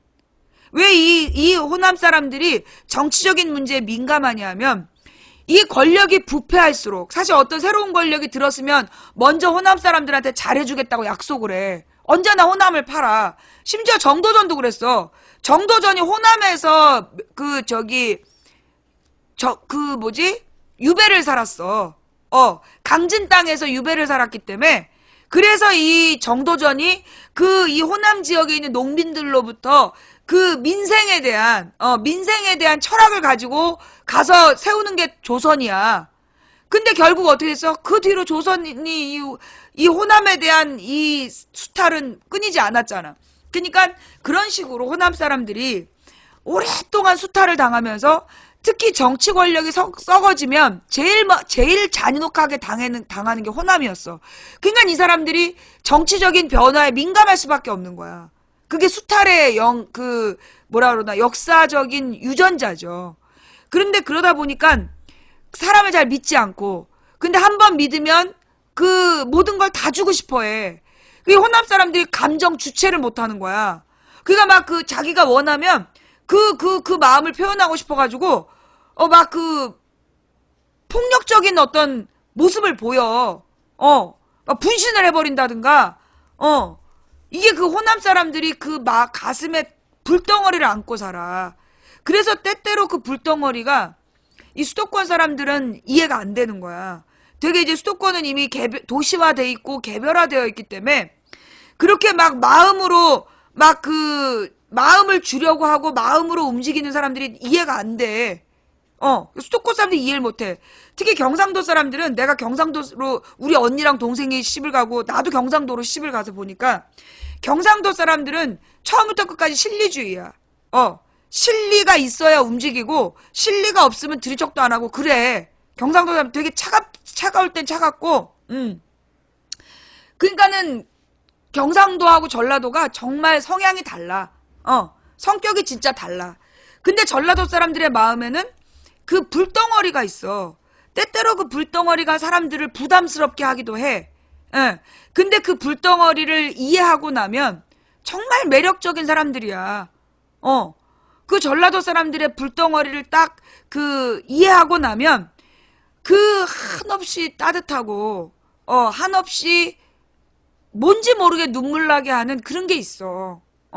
그래서 내가 여러분들한테 이 전라도, 이 촌스러움의 미학이라는 그 책, 사실 저는 제 스스로 촌스럽다라고 생각하면서 살았어요. 왠지 그 촌스럽다는 말을 나는 좋아했어. 근데 이게 그 촌스럽다는 말의 뜻을 이 책에서 잘 설명하고 있거든요. 여러분들께 다시 한번, 권해드리는 책이고요. 여기 맨 뒤쪽에 보면 진짜 장터 날짜가 나와. 내가 이 장터 한번 죽기 전에 여기를 한번 가보고 싶은 거야. 죽기 전에. 내가 언제 죽을지 모르지만 이 죽기 전에 이 호남의 장터가 사라지기 전에 꼭 한번 돌아보고 싶다. 예. 아이, 내 놈의 순실이 썩으려니. 아유, 나라를 뒤집어 놓는 바람에 못 가고 있는 거 아니야. 예. 그러니까 5일장에 일정을 쫙 적어 놓은 거야. 특히 이게 사진이 좋아요. 이 책 속에 이 전라도닷컴이라는 그 잡지사가 뭐라 그러나 되게 오랫동안 전라도에 대해서 사진들을 막 그러니까 사진을 찍고 방문해서 전라도를 홍보하는 책이야. 그래서 그게 아마 김대중 노무현 때 나온 것 같아요. 그래서 꽤 오래된 책이더라고. 오래전부터 꾸준히 나와서 이게 이제 전라도에 대한 모든 정보를 담고 있다고 보면 되는 곳인데, 이명박 때 여기가 해킹당했어. 이명박 때. 아니야. 언제였다? 이 전라도닷컴이 해킹당한 적이 한 번 있는데? 박근혜 때였나? 여기 해킹당해가지고, 오랫동안 찍어서 올려놓은 자료들을 싹 날려버렸어. 그런 일까지 당했어요. 근데 이제 그래서 아마 책을 내기로 했나봐. 근데 그래서 내가 이 전라도닷컴을, 아주 보물처럼 보고 있잖아. 근데 우리 신랑이 내가 그렇게 좋아하는 책인지 모르고 그동안 빼돌렸잖아. 빼돌리다가 딱 걸렸지. 네. 자, 그래서 하여튼 내일은, 이 얘기가 막 딴 데로 막 갔는데, 내일은 제가 팽목항으로 간다고요. 예. 내일 저는 기억교실 안 가고, 진짜 기억교실이 만들어질 때까지, 안 갈 거예요. 가짜 기억교실 안 가고, 내일 팽목항으로 가겠습니다. 예. 팽목항에서, 997일째, 세월호 참사 997일째 생방송은 팽목항에서 보내드리는 걸로. 예. 아유, 성주 김천도 한번 가긴 가야 되는데, 걱정이야. 예. 다 오고 싶으신 분들 다 오셔도 돼요. 근데 평일이라 많이 오실 수 없겠죠. 근데 하여튼 아니에요. 토요일은 또 여기 서울 광화문에 또 촛불 있을 거 아니야. 그래서 팽목항에서 5시나 6시쯤에 출발해서 서울에 그때 출발해도 한 11시 넘어야 도착해요. 예. 그래서 팽목항에 2시부터 5시 정도까지 방송하는 게 목적이다. 예. 네.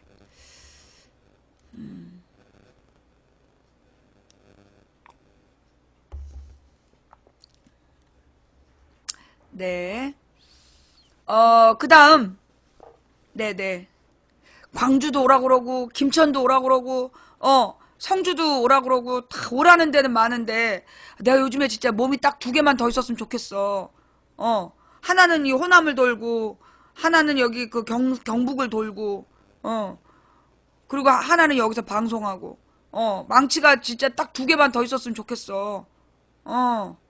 하여튼 너무 죄송하고요. 가야죠. 예. 또 이제 망치 부인의 전국 투어는 다시 또 시작됐어요. 자, 오늘 오늘 뉴스가 많아요. 네, 오늘 뉴스가 굉장히 많은데 우선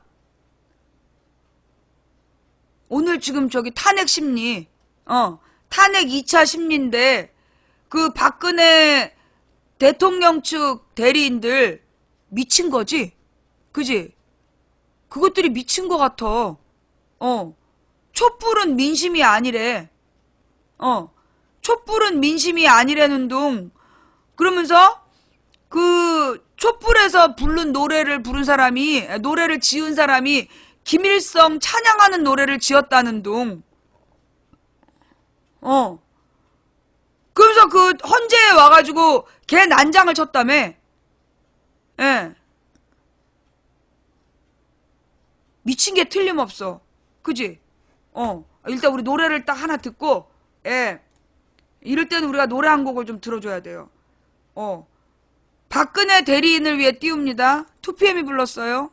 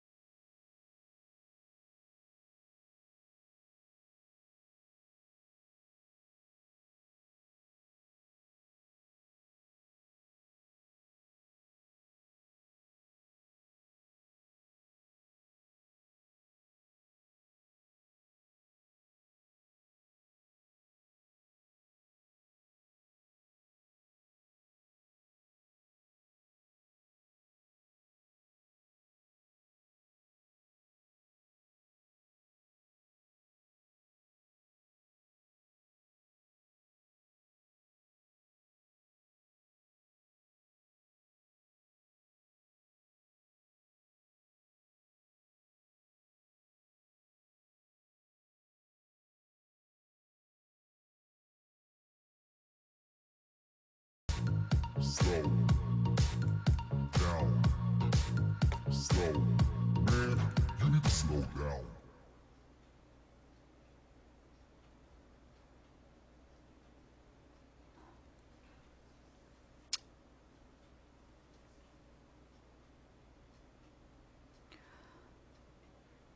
박근혜의 적은 박근혜란 말이 있어. 박근혜의 적은 박근혜란 말이 있고, 내가 볼 땐 이 촛불을 준비하는 애들이 지금 막 머리를 쥐어뜯고 있을 것 같아. 사실 이 촛불 집회를 준비하는 게 진짜 힘들잖아. 촛불 집회를 준비하느라고 계속 저 집회 신고해야 되지. 일일이 음향팀 불러야 되지. 얼마나 힘들어. 이 촛불을 2주에 한 번이나 3주에 한 번 하고 싶어 하는 것 같은데. 그러니까 지난주에 우리가 크게 했으니까 이번 주엔 좀 쉬고 싶을 것 같아. 그지? 근데 이것들이! 촛불을 그냥 막,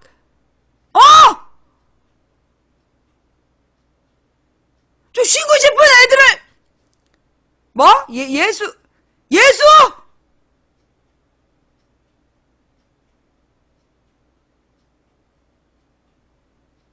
너네가 그건 거지? 우리를 촛불에 계속 나와가지고 열받아 뒤지게 하는 거. 그지? 국민을 과로사시키려는 거지, 지금? 이 박근혜 대리인단, 지금, 예수도 군중재판으로 십자가 졌다. 박근혜 대리인이 박근혜 대통령 탄핵을 예수의 십자가에 비유하며 황당 발언을 이어갔다. 이게 보니까, 촛불 집회를 계속 나오게끔, 촛불을 계속 킬 수밖에 없게끔 사고를 쳐서, 우리 촛불 과로사를 만드는 거 이것들의 목적인가 봐. 그지? 촛불로 과로하게 하는 게 이것들의 목적인가 봐.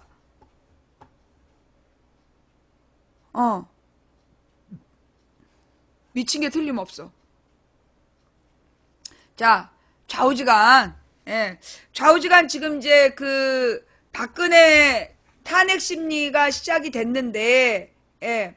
박근혜 탄핵 심리가 지금, 오늘이 2번째인데요. 오늘도 안 나온 거야. 그지? 오늘도 박근혜는 불출석을 하고, 그리고 그 대리인단이 이렇게 뻘소리 미친 소리를 하면서 지금 시간을 끌고 있는 거야. 나는 헌재 입장이 궁금해. 헌재가 이런 개소리에 대해서 뭐라 그랬어요? 이런 개소리를 계속하면서 탄핵 재판 자체를 모욕하고 있는데, 이걸 지금 헌재가 뭐라고 그랬는지가 궁금해. 이런 기사가 있었군요. 나 진짜 파찌맘님 고마워요. 나 이 기사 없었으면 오늘, 너무 열받아서 죽을 뻔했어. 박 대통령 대리인단 시간 끌게 하려다가 헌재에게 혼쭐. 이런 감정이 힐링이구나. 이런 감정이 힐링이야. 강유란 재판관, 이 재판은 탄핵 심판이지 형사 재판 아니다. 박근혜 대통령 대리인단이 5일 탄핵 심판 심리에서 시간 끌기를 하려다가 헌재로부터 혼쭐이 났다. 대통령 대리인단 소속 이중환 변호사는 이날 오전 헌법재판소 1층 대심판정에서 열린 탄핵심판 2차 변론에서 대통령 탄핵심판의 증거 조사 절차와 증거 채택 등은 철저하게 형사소송 법칙에 따라 진행돼야 된다고 주장했다. 이 변호사는 탄핵소추 사유 중에 헌법을 위반했다는 부분에 관해서 민사소송법이 적용될 수 있다는 논리가 충분히 가능하지만 형사법 위반 사유는 형사소송법의 증거법칙 원칙이 적용돼야 된다고 덧붙였다. 헌재가 지난달 30일 탄핵심판 3차 준비 절차 기일에서 탄핵심판에서는 형소법 원칙이 100% 적용되는 것은 아니다라고 밝힌 데 대한 반발인 셈이다. 대통령 측의 엄격한 증거조사를 주장한 것은 탄핵심판 진행을 최대한 늦추려는 의도로 분석된다. 전문 증거법칙 등 엄격한 형사소송 원칙을 모두 적용하려 할 경우 관련 당사자들 모두 법정으로 불러 확인해야 하기 때문이다. 이에 대해 탄핵심판의 주심인 강일원 재판관은 이 재판은 탄핵심판이지 형사소송이 아니다라며 법원의 형사재판과 이 사건을 혼동해서 변론의 쟁점이 흐려지지 않도록 협조해달라고 일침을 가했다. 시간 끌기 의도를 알고 있으니 더 이상 꼼수를 부릴 생각을 말라는 반격이다.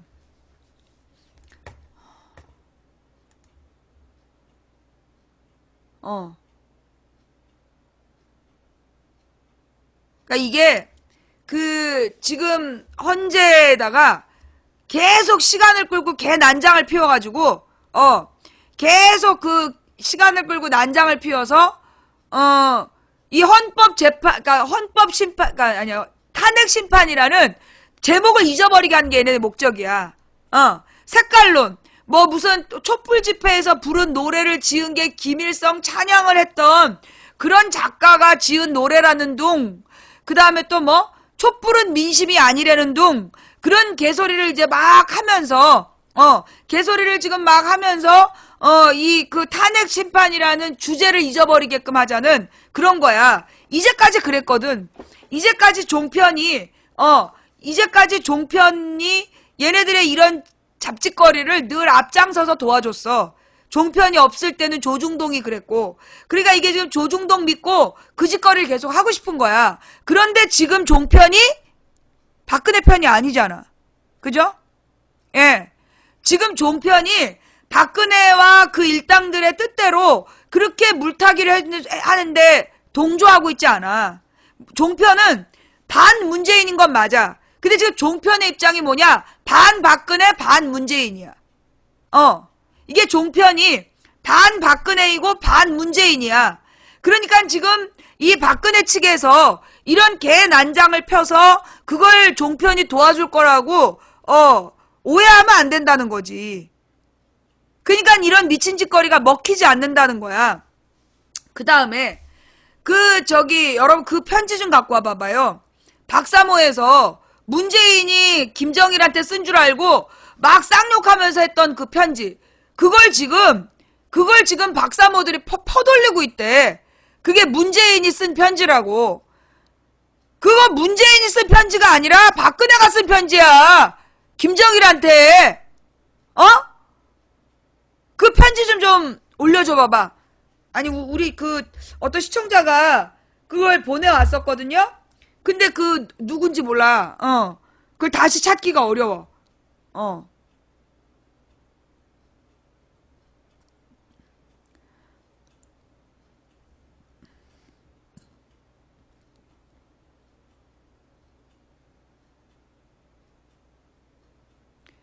네.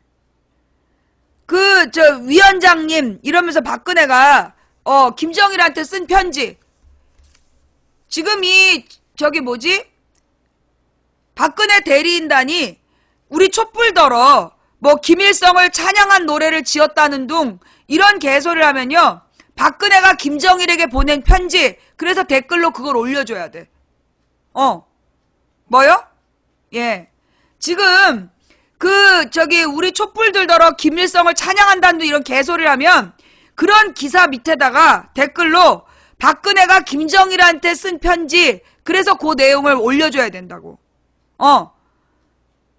그리고 그 댓글 하나만 쓸 수 없잖아. 그 다음에는 박근혜가 김정일 칭찬한 거 자기를 각별히 잘 대해줬다. 그런 박근혜 멘트 박근혜가 김정일에 대해서 했던 멘트들을 그 답글로 달아줘야 돼. 댓글로.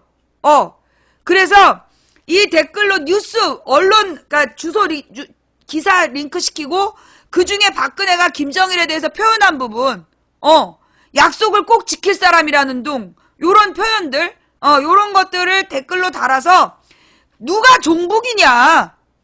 우리는 한 번도 김정일이랑 악수해 본 적이 없고 김정일한테 위원장님 이따위 소리를 부르면서 편지 한 번 쓴 적이 없어. 어따 대고 종북이고 김일성 찬양이고 이런 개소리를 하고 자빠졌어. 네가 니네 아버지하고 김정일이 아버지 김일성하고 선친들 간에 친해가지고 네가 가서 각별한 대우를 받고 왔지. 나 진짜 릴렉스. 머리가 터질 뻔했어.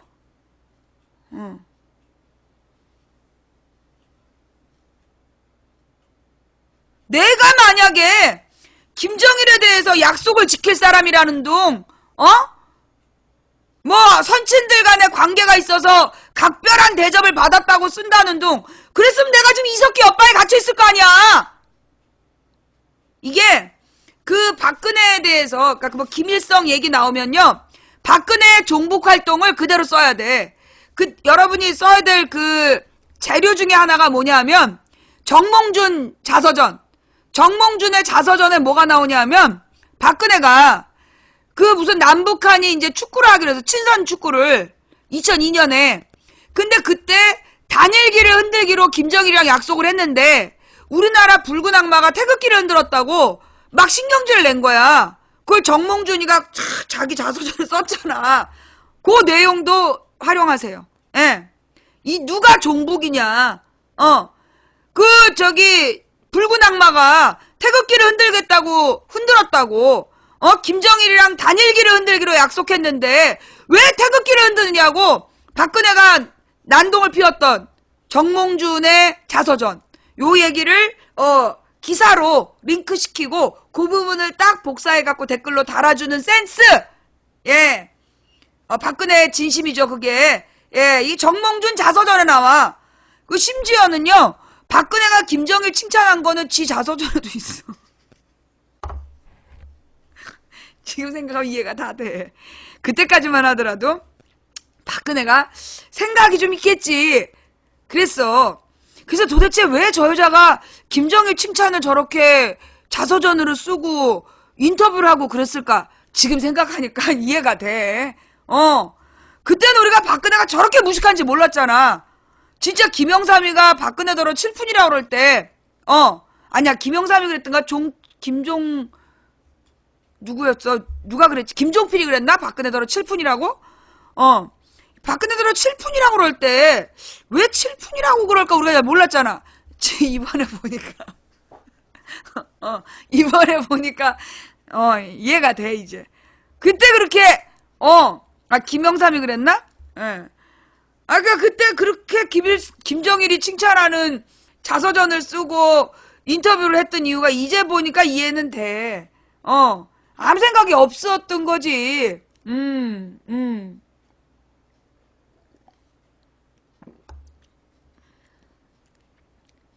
진짜 뇌주름이 점점 펴졌는지 아니면 옛날부터 없었는지. 박근혜 김정일 편지. 고마워요. 예. 자, 요거 무슨 김일성 찬양 어쩌고 저쩌고 이러면 이 얘기를 읽어줘야 돼. 예. 박근혜 김정일에게 편지. 누리꾼 반응. 독재는 독재와 통한다. 박근혜 대통령 북남 편지 전문. 주간경향이 단독 보도한 박근혜 대통령이 11년 전 북한의 김정일 국방위원장에게 보낸 편지 내용이 누리꾼들의 관심을 끌고 있다. 근데 이게 어떻게 관심을 끌었냐면 어떤 놈이 일부러 박사모에다가 문재인이 비서실장 하던 시절에 김정일에게 보내진 편지 이런 제목으로 이 편지를 보낸 거야. 그러니까 이제 박사모들이 그 밑에다 욕을 바가지로 한 거야. 닮았지. 진짜 이제 아주 나는 혹시 그 글 쓴 중에 박근혜가 있는 건 아닐까 싶기도 해. 지가 쓴 건지도 까먹고 이제. 근데 하여튼 이제 이 검색 사이트 네이버에서 19일에 박근혜 김정일 편지가 핫토픽 키워드 1위에 올랐다. 그 다음에 이제 박근혜 편지가 다음에선 3위. 이서신은 박근혜 대통령이 한나라당 대표로 활동하던 2005년 김정일에게 전달한 것으로 박근혜 대통령이 우더른을 대하듯 공손한 태도로 추진 중인 사업의 진행을 촉구하고 북남이라는 표현을 썼다. 예. 이 전문, 위원장님께 드립니다. 이게 이제 박근혜가 김정일한테 보낸 거야. 이 편지는 박근혜가 김정일한테 쓴 거야. 위원장님께 드립니다.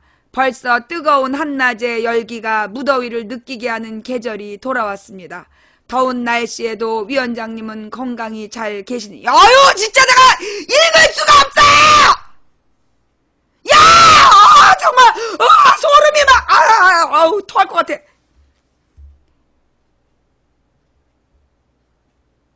위원장님을 뵌 지도 3년이라는 세월이,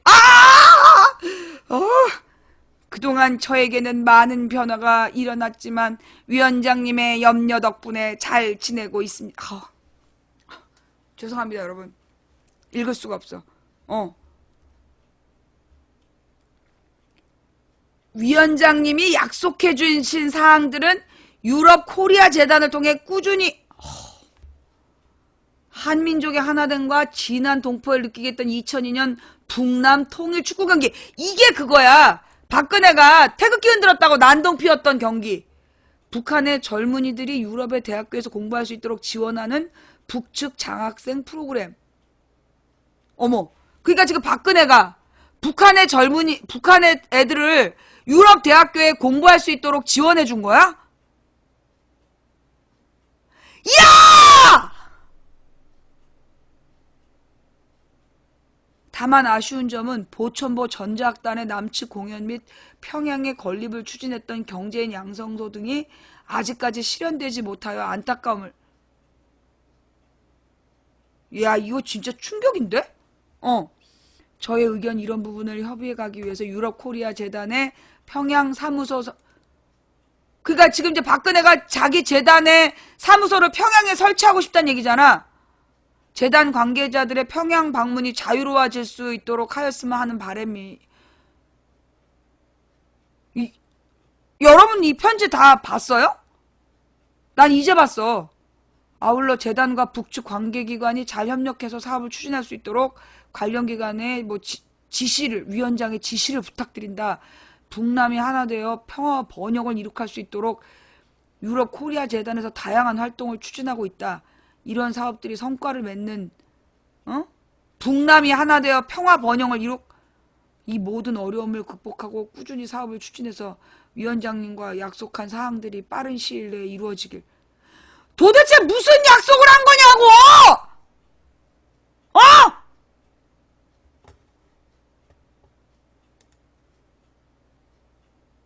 오늘 같은 날, 오늘 우리 촛불이 민심이 아니라는 둥, 김일성을 찬양하는 집단이라는 둥, 이게 박근혜 변호사들이, 박근혜 대리인들인지 뭔지, 그 헌재 재판소에 나와서 그런 개소리만 안 했어도 내가 이걸 안 읽었어.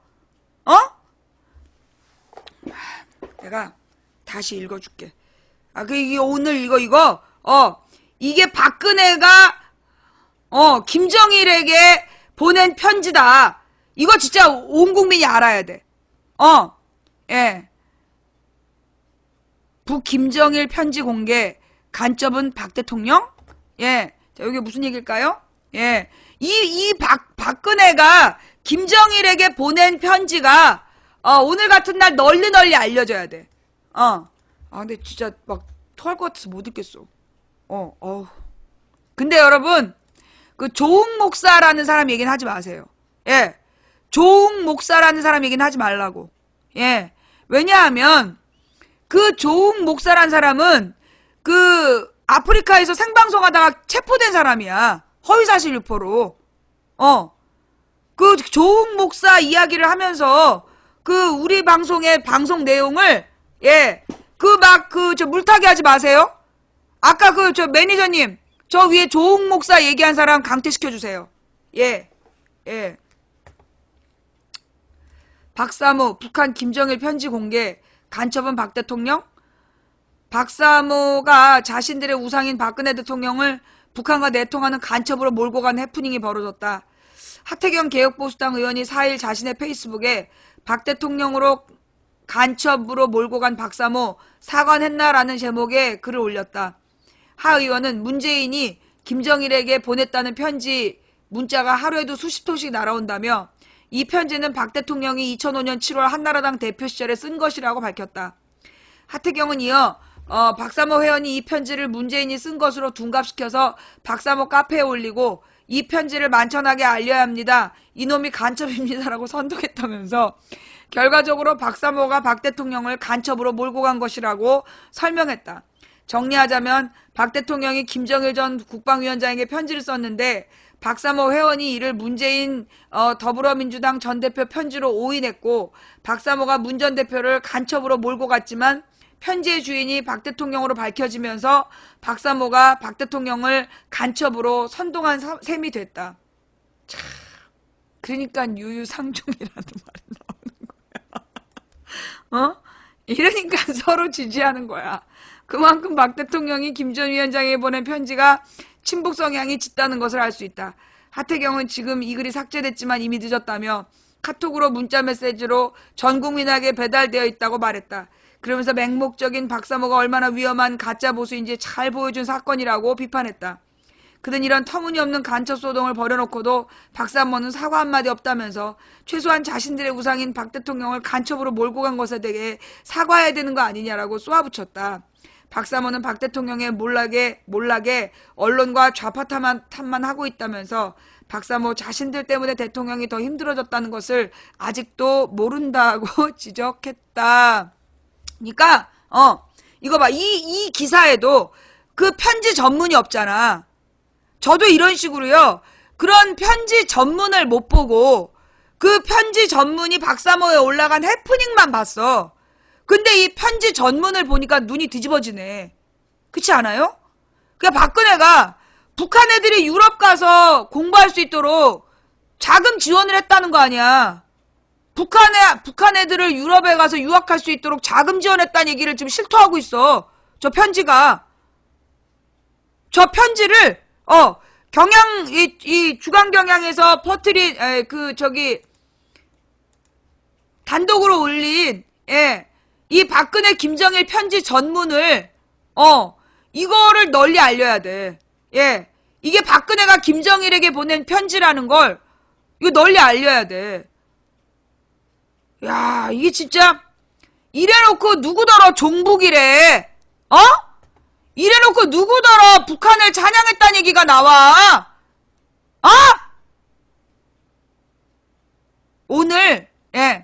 오늘 박근혜 탄핵 심판 여기서 우리 촛불들을 김일성 찬양 집단으로 몰아붙인 박근혜 대리인들에게 우리가 할 수 있는 최대한의 복수가 우리가 할 수 있는 최대한의 복수는 박근혜가 김정일에게 보낸 편지 전문 이걸 온 국민이 읽게 하는 거야.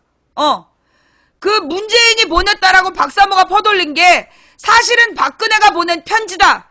이걸 온 국민이 알게 해야 돼.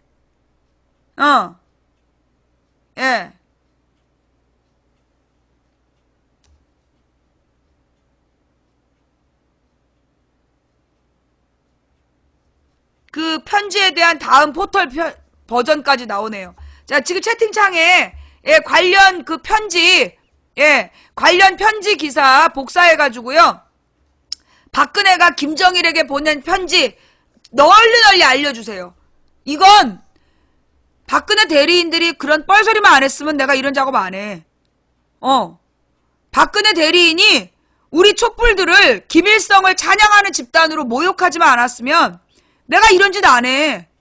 이건 박근혜 대리인단이 부른 화야. 박근혜 대리인단이 우리 촛불을 김일성 찬양 집단으로 만들었기 때문에 그래서 우리가 복수하는 거야. 원래 우리는 하고 싶지 않았어. 니들이 일을 저지른 거야. 이거 니들 책임이야. 박근혜와 김정일 편지가 만천하에 공개되는 건 이건 니들이 우리를 모욕했기 때문이야. 한번 겪어봐.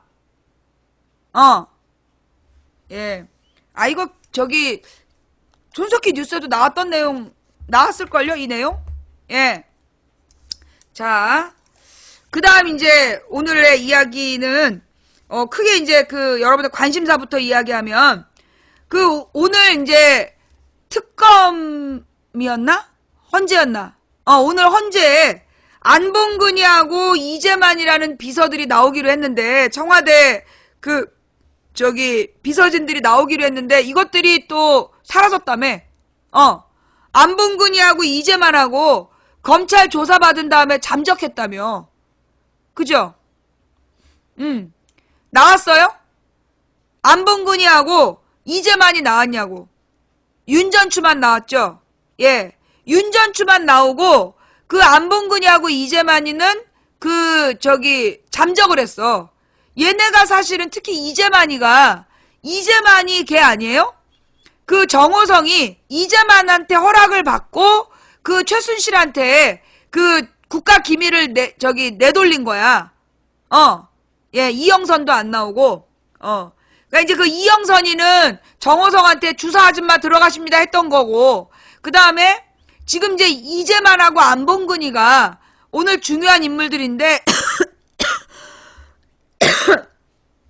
특히 이제 이 이재만이가 이재만이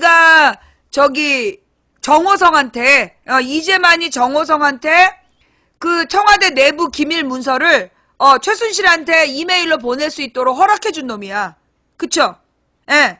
근데 얘네들이 지금 잠적했어. 그래서 이것들도 지금 그 현상금을 걸어야 될 판이다. 예. 타방송을 언급하셔서 블랙이에요. 이제는 탄핵님. 네, 예. 네. 휴대폰 닦아주던 게 이재만인가? 하여간, 그 이재만이 그 허락을 해가지고, 이재만이 허락을 해서 왜 이 얘기가 나오냐면, 원래, 이영선이 허락했다고? 말이 안 맞는데? 이영선은 저기잖아요. 그 주사 아줌마 들어가십니다 아니야? 이영선은 주사 아줌마 들어가십니다. 폰을 닦아준 게 이영선. 폰을 닦아주고 최순실 비서짓 한 게 이영선이고, 이재만이가 왜 중요하냐면 얘는 청와대 기밀을 유출하는데 관련된 주범이야. 지금 막 헷갈리고 있어요, 여러분. 예. 이영선이 누구야? 주사 아줌마 들어가십니다, 걔. 그니까 정호성보다 낮은 애야. 그니까 따까리. 최순실 따까리 했던 게 이영선이고, 그리고 그 이재만이는 문고리 3인방 중에 하나죠. 이재만이가 문고리 3인방 중에 하나인데, 얘가 뭘 했느냐 하면, 원래 청와대 내부의 정보는요, 이메일로 보내지질 않는데, 보안키가 다 있는 거야. 그러니까 왜 최순실 타블렛에서 이게 밝혀졌냐 하면, 청와대에서 주고받는 문서에는 전부 다 보안키가 잡혀 있는 거야. 그래서 아예 기술적으로 국가기밀이 유출되지 않도록 장치가 되어 있는 거야. 그런데 그 장치를 풀고 그 내용을 이메일로 보낸 거야. 그래서 이메일로 보내진 내용은 이게 청와대 보안장치가 되어 있던 문서란 흔적이 남은 거야. 그래서 그게 알려진 거야. 그걸 허락한 게 이재만이라는 거야. 국가기밀 유출죄는 이재만이를 잡아야 되는데 왜 이재만을 잡아넣지 않았을까? 이것도 문제야. 그러니까 이제 정윤회와 이재만, 안봉근, 정호성 이런 애들이 전부 다 이제 이 최순실 라인으로 같이 움직였던 건데, 그 중에 이재만이가 소위 그 청와대 기밀 문서를 누구한테, 정호성한테 그러니까 정호성이 청와대 기밀 문서를 유출할 때 허락을 받아야 되는 거야. 그걸 안 받으면 이제 불법이 되니까, 그래서 허락을 받은, 이메일로 유출할 수 있도록 허락을 받은 대상이 이재만이라는 거야. 그러니까 이재만이 지금 도망가고 있는 거지. 그리고 이제 정윤회에 대해서 지금 정윤회, 김기춘, 이재만, 안봉근 이런 애들이 지금 바깥에, 우병우까지 얘네들이 구속이 안 됐어. 이것들이 지금 바깥에서 그 탄핵 심판에 방해하고 온갖 그 말 맞추기를 하고, 지금 이제 그 정호성이가 계속 줄줄 자백을 하다가 갑자기 태도가 돌변이 됐어.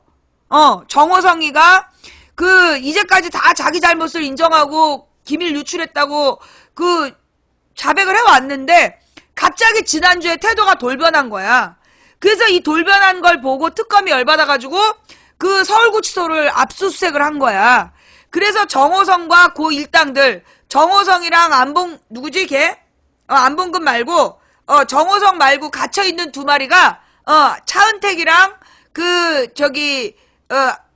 안종걸인가? 이런 애들이 모여가지고, 의견을, 나눠준, 안종범, 차은택, 정호성이가 말 맞추기를 했다. 그 부분을 이제 서울구치소를 압수수색을 한 거야, 특검이. 자, 그렇다라면, 그렇게 말 맞추기가 가능하냐? 가능해요. 구치소에 있는 재소자는 재판 중이기 때문에 재판을 준비 중인 재소자는 변호사하고 만나는 시간에 제한이 없어. 일반 면회는요, 일반 면회는 10분, 특별 면회는 30분이라고 시간이 정해져 있어. 근데 변호사하고 만나는 시간은 시간 제약이 없어. 그리고 변호사는 아무 때나 와서 만날 수 있고 일주일에 몇 번, 하루에 몇 번이든지 만날 수 있어. 그러니까 변호사들이 그 세 사람을 돌아가면서 만나면 말 맞추기가 가능한 거야. 근데 한 사람이 돌면 티가 나겠지. 그러니까 변호사 몇 명이 딱 짜서 지네들이 동시에 딱 가서 전달을 하면, 그러니까 뭐 예를 들어 정모식이, 김모식이, 우모식이 이런 것들이 모여갖고 작전을 짜. 그 다음에 변호사 세 마리한테 각각 그 면회 신청하라고 그래. 그래서 쪽지를 전달해? 그러면 말 맞추기가 되는 거야. 너무 쉬운 거야. 그 짓거리를 하다가 걸린 거지. 그래서 정호성이한테 말 맞추기 했던 증거 쪽지가 나왔다는 거죠. 패딩 얘기는 왜 했냐면 일부러 패딩 얘기로 눈 돌리는 새끼들 때문에 패딩 이야기를 적어 놓은 거야. 일종의 손님 끄는 호객행위지. 외부와 차단이 안 돼요. 변호사가, 그러니까 구치소에 있는 그 피고는, 그걸 뭐라 그랬냐. 재소자죠. 예. 피고지. 피고이고 이 구치소에 있는 애들은 변호사의 조력을 받을 수 있는, 법적인 권리가 있어. 그러니까 변호사를 누구든지 만날 수 있는 거야. 몇 번이든지 만날 수 있는 거야. 그걸 이용해서 이것들이 말 맞추기가 가능한 거죠. 예. 이거 정유라 패딩은 일부러 정유라 패딩을 이 새끼들이 지금 또 팔아먹는 거야, 이 틈에. 정유라 패딩, 최순실 신발, 이러면서 팔아먹고 있는 거 아니야. 그래서 내가 정유라 패딩이 라고 적어 놓은 건데, 요거는 일종의 호객행위지. 인피니트 파리. 이거 주제 아니야. 관심도 없어. 예. 그리고 지금, 본질적인 내용은, 이것들이 지금 이렇게, 무엇보다, 정윤회, 김기춘, 우병우가 밖에 있어서 이래. 이거 관련자 이 5명도 나는 다 구속해야 된다고 봐요. 예. 정윤회, 김기춘, 우병우, 안봉근, 이재만, 얘네들 다 구속해야 돼. 구속해서, 변호사들 만나는 것도 전부 녹음하고, 이 CCTV하고 녹음을 전부 다 해서 이것들이 말 맞추기 한 정황들을 감시를 해야 되는 거야. 진짜 이 나쁜 놈 5마리가 밖에 있기 때문에 지금 박근혜가 저렇게 당당하게 1월 1일날 그 뜬금없는 지랄 간담회라고 그런 거 아니야. 요즘에 박근혜가 하는 거는 딱 지랄이라는 말에 낱말 뜻이야. 우리가 지랄이란 말 잘 모르잖아요. 지랄이 뭘까? 박근혜가 하고 있는 게 지금 지랄이야. 박근혜와 최순실 그 일당이 하고 있는 게 지랄이야. 지랄이라는 단어 뜻을 몸으로 보여주고 있어, 지금. 이것들, 지금 박근혜 빼고 다 구속시켜야 돼. 그래, 박근혜는 탄핵시킨 다음에 구속해야 되고. 지금 못하고 있는 이유가 뭐냐? 이것들이 검찰 출신들이잖아. 김기춘, 우병우가 검찰 출신들인데 검찰들이 검찰 출신들에 대해서는 구속하지 않는, 특히 검찰총장들은 구속하지 않는 그런 지네들의 불문율이 있대요. 그래서 이게 지금 구속이 안 당한 거야. 그래서 지금 저지를 하고 앉아있는 거야. 그러면서 정윤회가 그런 말을 했어. 최순실이 연설문을 고칠 수준이 안 된다. 근데 그 말도 맞는 것 같아. 왜냐하면 여러분 왜 박근혜가 제일 많이 한 말이 뭐야? 그런 거라며. 그러니까 그런 거잖아요. 이런 거. 그러니까 그렇게 해야 되는 게 그렇게 해야 되는 이거잖아. 근데 뭐였지? 손석희 뉴스에 보니까 최순실 말투더만 그게. 그게 최순실 말투더만.